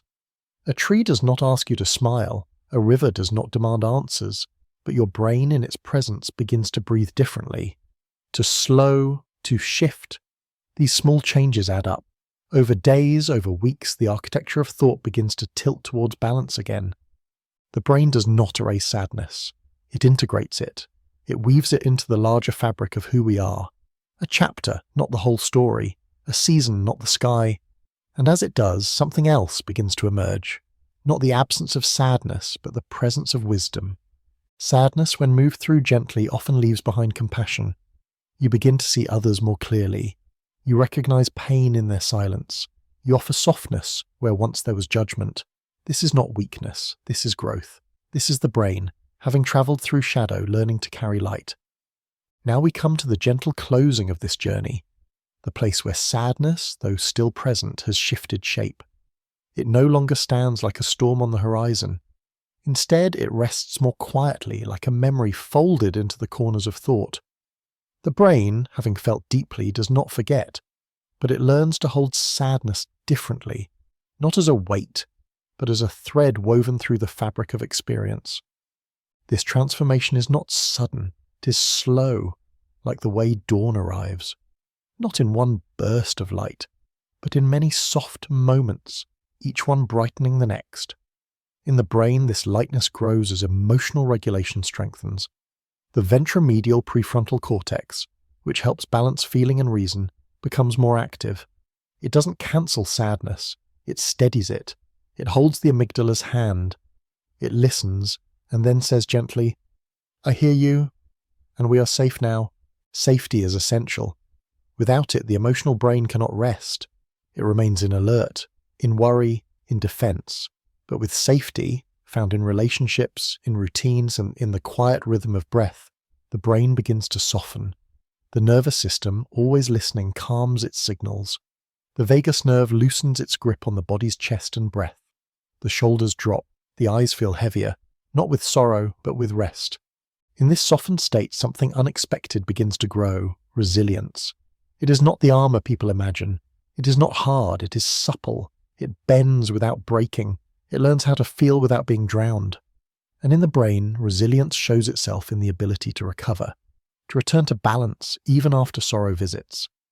This recovery is helped by meaning. When sadness can be understood, not solved but seen, it becomes lighter. And meaning is not always grand. It can be a realization that pain brought you closer to someone. That loss made you notice beauty, that sitting with sadness taught you how to stay. The posterior cingulate cortex, involved in reflection, helps shape this meaning. It connects past to present, weaving a story from the quiet spaces. Stories help the brain integrate what happened.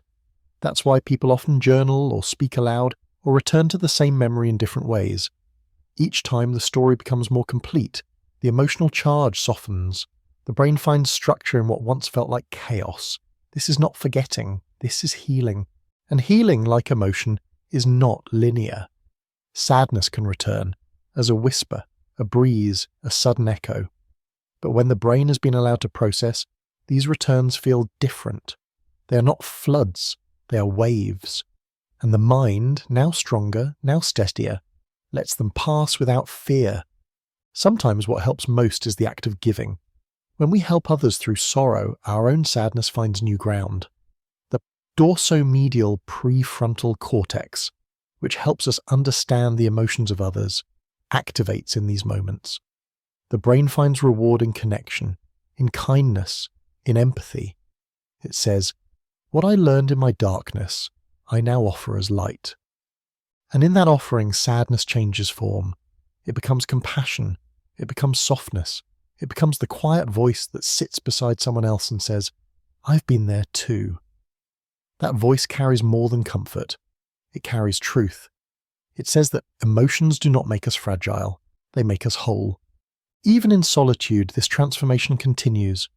When we sit with ourselves without running, without numbing, without shame, the emotional brain feels seen.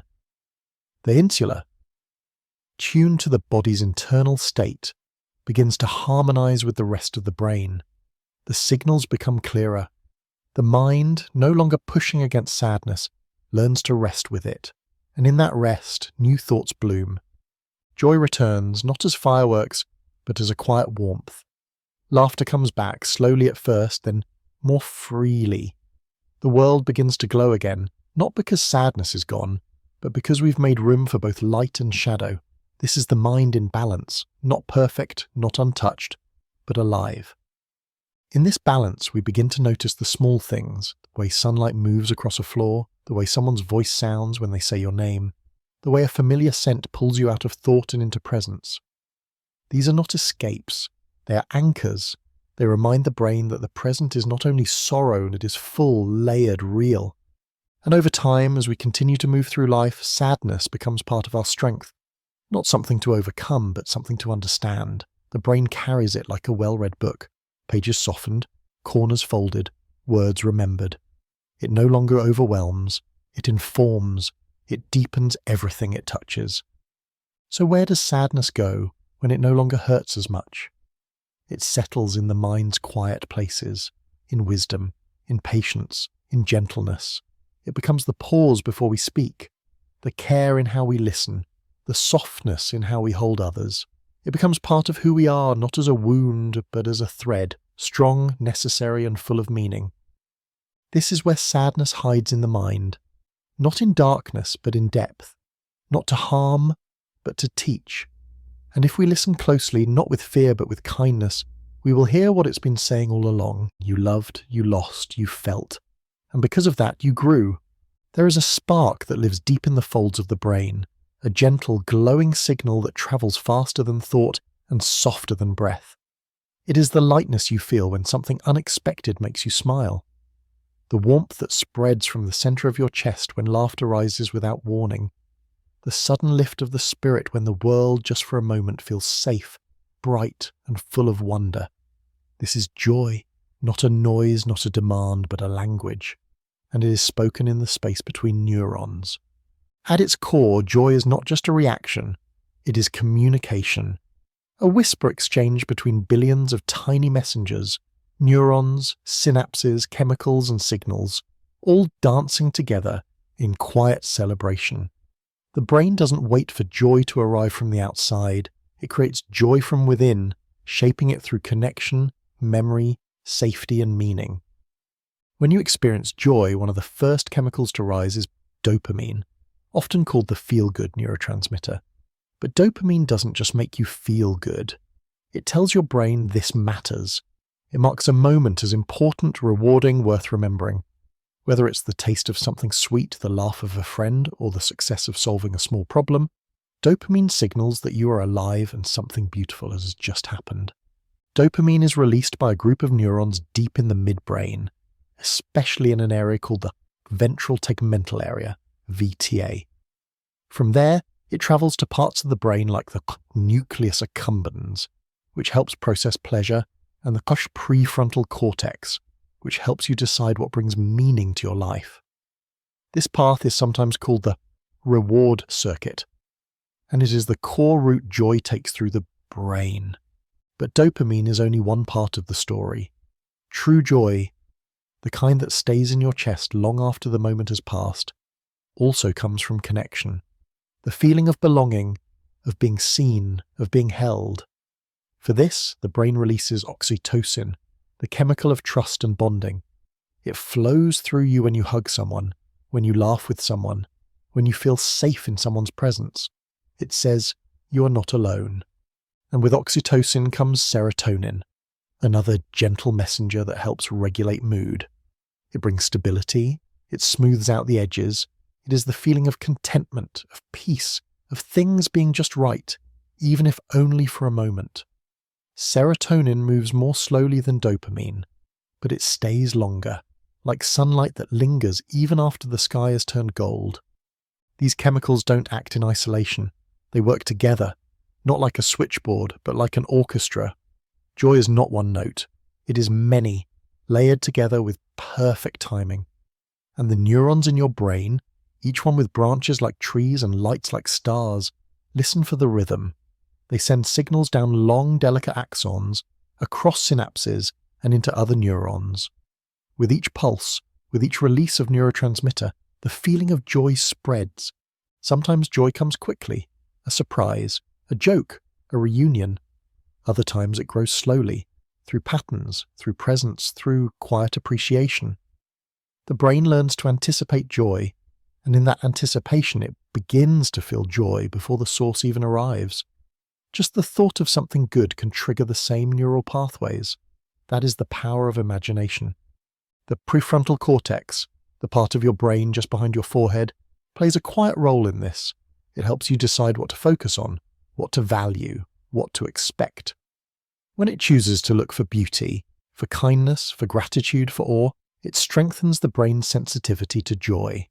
This is why people who practice gratitude often feel more joy over time. The brain is not simply reacting to the world, it is shaping how the world is experienced. There are other places joy travels too. The insula, which monitors your body's internal signals, helps translate emotion into sensation. The flutter in your chest, the lightness in your arms, the sense that your skin is buzzing softly, as if it too were smiling. These are not tricks, they are signals, messages carried through nerves, hormones and breath telling you something joyful is happening here. And then there's movement. When you dance, when you jump, when you sway with laughter, your brain responds not just emotionally but physically. The motor cortex, the cerebellum, the basal ganglia, all these regions join in, turning joy into motion. It's why laughter often shakes your whole body. Why celebration is not quiet. Joy wants to move. It wants to ripple outward. Even memory joins the conversation. When you feel joy, the hippocampus begins recording not just the event, but the feeling. It remembers the way your breath caught, the sound that surrounded you, the way light fell through the window. These are the details that come back later, when a scent or a sound brings the memory rushing in, and with it, the feeling. And perhaps most beautiful of all, joy is contagious. When someone around you smiles, your key mirror neurons, special brain cells that copy what you see, begin to fire. You feel a shadow of their joy in your own body. This is not imagination, it is resonance. The brain does not wait for joy to be personal, it invites it to be shared. As life moves around you, with its noise, its demands, its uncertainty, the brain often tries to think its way through. It calculates, it plans, it predicts. But beneath all that effort, there is something slower and wiser, the beat of your heart, steady and present, asking nothing more than for you to feel it. And when the brain finally pauses, when it lets go of thought just long enough to hear the heart's message, something beautiful begins to happen. The nervous system shifts. The autonomic signals change. You breathe more deeply, your muscles soften, you stop bracing against the future, you begin to inhabit the present. This is not an idea, it is measurable. Scientists have recorded how heart rate patterns influence alpha brain waves, the gentle electrical signals that rise during calm meditative states. When the heart finds rhythm, the brain mirrors it. Thought becomes less fragmented, emotion becomes more fluid. You begin to feel like yourself again, not as an idea but as a sensation. And over time this sensation becomes familiarity. The brain learns that the heart's signals are trustworthy. It listens to the rhythm not only for survival but for meaning. The insula grows more active. The prefrontal cortex becomes more balanced. Emotional reactivity decreases. You begin to carry calm with you. In relationships, this shift becomes even more profound. When you are attuned to your own heart, you begin to notice others more deeply. You hear what is not said. You feel the space between words. You sense when someone is afraid, not because of logic, but because your body tells you. This is empathic resonance, the blending of heart-brain listening and social connection. Couples who maintain strong, emotionally intelligent bonds often show heart rate synchronization during moments of closeness. Parents and infants do this too. The brain doesn't do this alone. The heart leads. And in its rhythm, two nervous systems learn to trust, to soothe, to belong. Even in solitude, this bond remains. The heart is always with you. Its signals are always there, always willing to be heard. When grief arrives, the heart's rhythm shifts. When wonder returns, it lightens again. The brain, if it stays close, learns to meet each wave with presence instead of resistance. This is how healing begins, not in solving, but in listening. Listening to the tightness in the chest, to the ache behind the eyes, to the warmth in the ribs when joy rises again.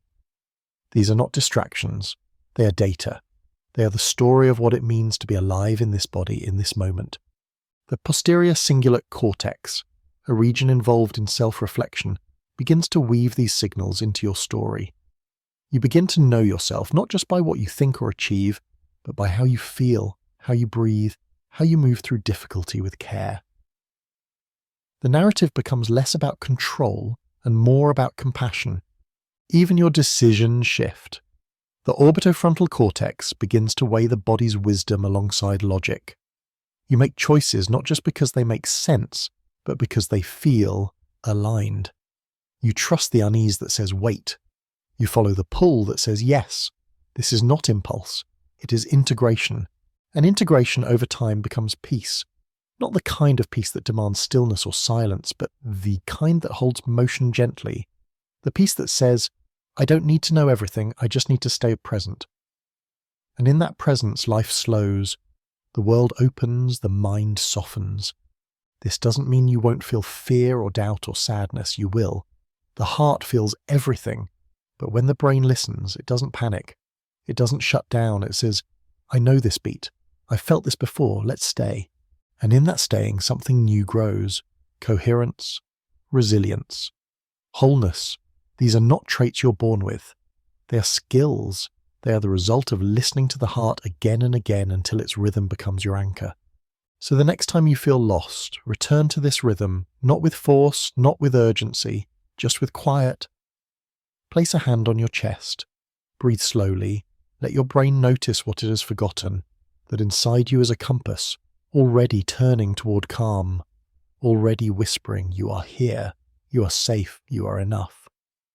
Because when the brain listens to the heart, it learns something no thought can teach, that the most reliable wisdom is not the loudest. It is the soft beat beneath your ribs. It is the warmth behind your breath. It is the stillness you carry inside, even when the world moves too fast. And that, more than anything, is what makes the heart and brain a team. Not because one leads and the other follows, but because together they remind you what it means to feel, to belong, to be fully, beautifully alive. Hush does not always enter loudly. Sometimes it arrives like a breeze that cools the skin without warning, or a flicker in the chest that tightens without reason. You do not always see it, but you feel it.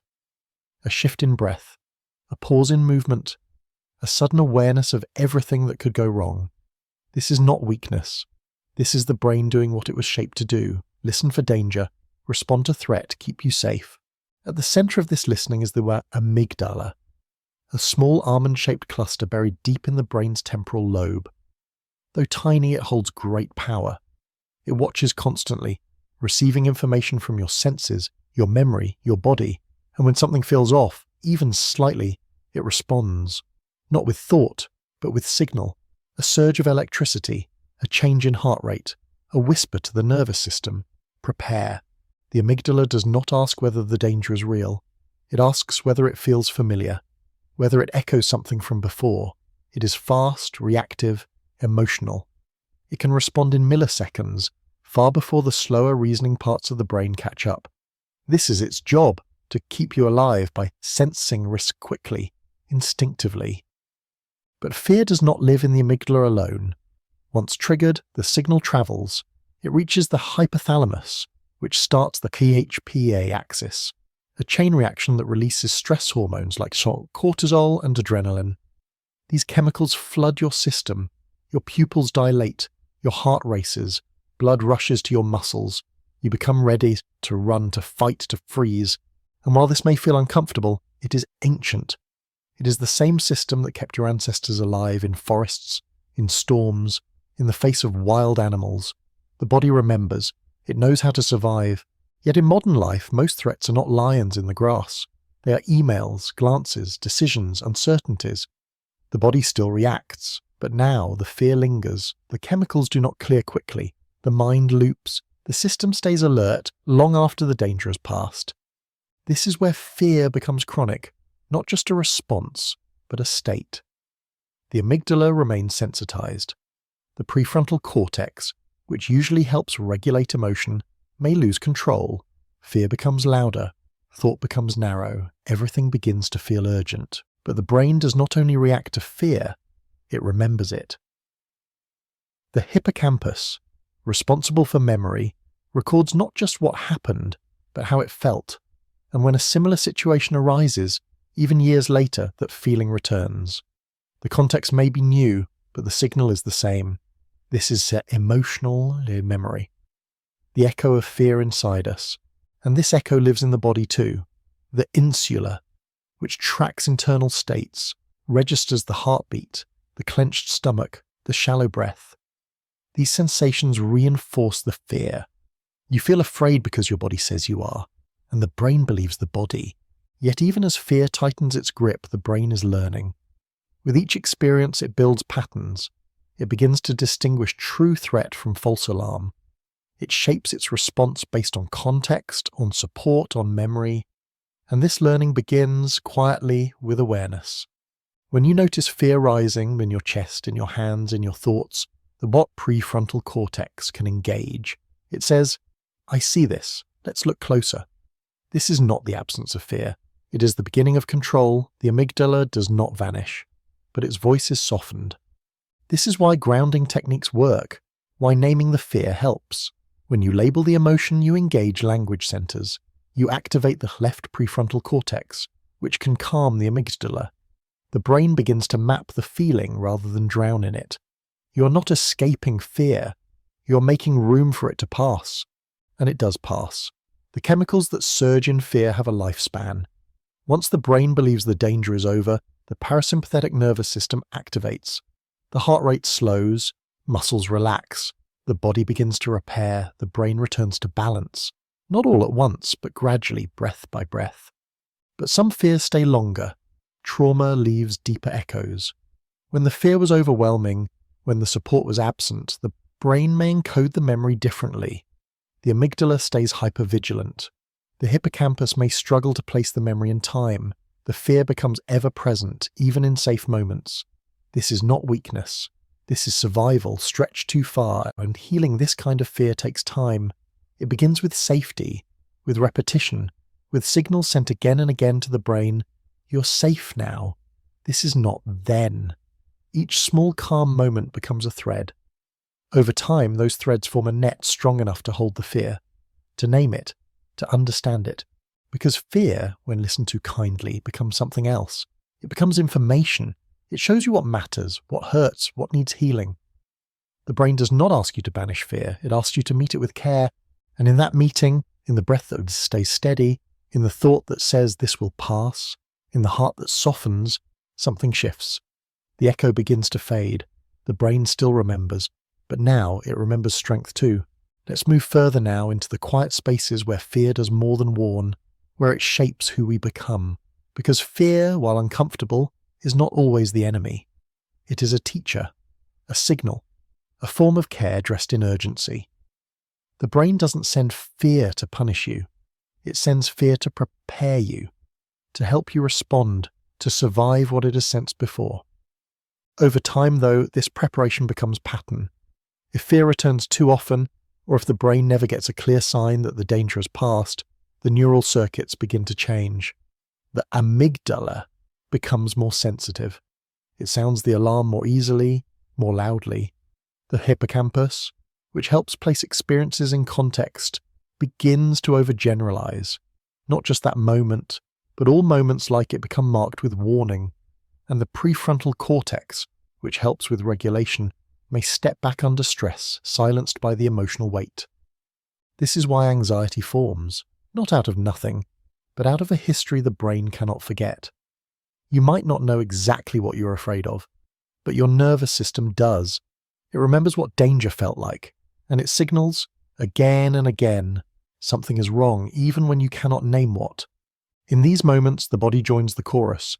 The sympathetic nervous system shifts the body into vigilance. Shallow breaths, racing heart, tense muscles. You may feel restless, alert, unsettled. You may feel as though something is about to happen, even in a quiet room. This is fear, without a place to land. But this does not mean you are broken. It means your brain has been paying attention. It has stored experiences deeply. It has been trying to protect you, and in that effort, it has sometimes overreached. The system is not failing, it is overworking. Even so, the brain can relearn. This is the gift of neuroplasticity, the ability for pathways to change, and relearning begins with safety. Not the loud kind, but the quiet kind, and steady routines, supportive connection, moments where the heart is allowed to slow. When the amygdala senses calm and the prefrontal cortex is re-engaged, the pattern begins to shift. One of the most powerful tools in this process is breath. When you breathe slowly, especially on the exhale, the vagus nerve sends a signal to the brainstem. Relax. This signal travels upward. It calms the hypothalamus. It lowers cortisol. And the brain, receiving these signs, starts to believe, we are not in danger. And when that happens often enough, with breathing, with stillness, with connection, the amygdala changes. Studies have shown that meditation, mindfulness, and trauma-informed therapies can reduce its volume and reactivity. the brain's alarm system becomes more balanced. It learns to wait, to ask, to check in before assuming threat. And so the echo of fear can soften. The same signal that once caused panic can become a whisper. The heart still flutters, but it does not race. The breath still shortens, but returns more quickly. This is healing. Not the absence of fear, but the return of choice in the face of it. The prefrontal cortex, once silenced under fear, becomes stronger with use. Each time you pause before reacting, each time you name your feeling, each time you breathe through the surge, it grows, it learns, it sends calm back through the system. It becomes a partner to the emotional brain, not its opponent. And in this partnership, understanding grows. You begin to see fear not as a sign of failure, but as a sign of sensitivity. You're alert, not weak. You're aware, not broken. The brain has been listening carefully. Now it is learning how to respond gently. Even the insula, the bridge between sensation and emotion, becomes more refined. You start to tell the difference between fear and excitement, between tension and intuition. You learn to ask, what is this feeling really saying? And over time, your response becomes less reactive, more curious. You turn toward the feeling instead of away. Memory also changes. Fear-based memories, once sharp and overwhelming, become more nuanced. The hippocampus learns to file them in the right place. You can remember without reliving. You can feel the edge without falling in. This is not forgetting, it is reframing. It is the brain learning to say, that was then, this is now. And this now becomes more accessible. You begin to notice the moments when you're safe, when your breath is calm, when the day is quiet. The default mode of your nervous system starts to shift, from constant watchfulness to openness. The world begins to feel less like a threat, more like a space to move gently through. Fear does not disappear. It still visits, but now it has a seat at the table. It speaks, but it does not shout. It reminds you to pause, but not to hide. And in this new rhythm, life becomes softer. You respond to fear not with urgency, but with awareness. And sometimes fear carries wisdom. It tells you when something is not right. It warns you when your values are being crossed. It nudges you toward protection. But even then, the brain no longer lets fear lead alone. It listens and then asks, is this signal old or new? Is this fear from now or from before? And in that question, there is power. Because fear, like any emotion, is not the enemy. It is a message. And when the brain learns to hear it clearly, the message becomes lighter. It becomes part of your awareness, not all of it. And so the echo of fear remains, not to haunt you, but to help you move more wisely, to remind you of what matters, to show you where healing still lives. And in that reminder, the brain grows not just smarter, but kinder, not just alert, but alive. Let us now bring this echo to a softer place, not silenced, but held. Because fear does not ask to be erased, it asks to be understood. It asks the brain to pause, to breathe, to listen. And in that listening, something inside begins to change, not all at once, but gently, like light returning at the edge of night. In the final stage of fear's journey, the brain no longer treats it as an invader. It begins to see it as a signal woven into the fabric of living. The prefrontal cortex, having practiced the art of reflection, learns to stay steady even when fear rises, does not stop the feeling, welcomes it with calm. It says, you are part of me, but you do not define me. This shift changes everything. When fear is no longer resisted, it loses its grip. The body still reacts, the heart quickens, the breath shortens, but the mind no longer spirals. The insula reads the signals clearly. It knows this is fear and not danger, and in knowing that, it makes space. And in that space, the anterior cingulate cortex begins to create emotional flexibility, the ability to move from fear to focus, from tension to compassion. This is not denial, it is resilience. It is the learned rhythm of recovery. Because fear never asked for permanence. It was only ever meant to pass. To rise, to speak, to be heard, the reason it lingers is not because it wants to stay, but because the brain sometimes forgets to let it move through. But now, you know how. You know that naming the fear activates the language centers, Broca's area, Wernicke's area, and sends soothing signals back to the limbic system. You know that slow, intentional breath sends waves of calm through the vagus nerve, reducing the flood of cortisol. You know that grounding in the present, feeling your feet, your breath, your skin, returns the mind from imagined futures to the safety of now. And in this practice, the brain rewires. It learns that fear is not an emergency.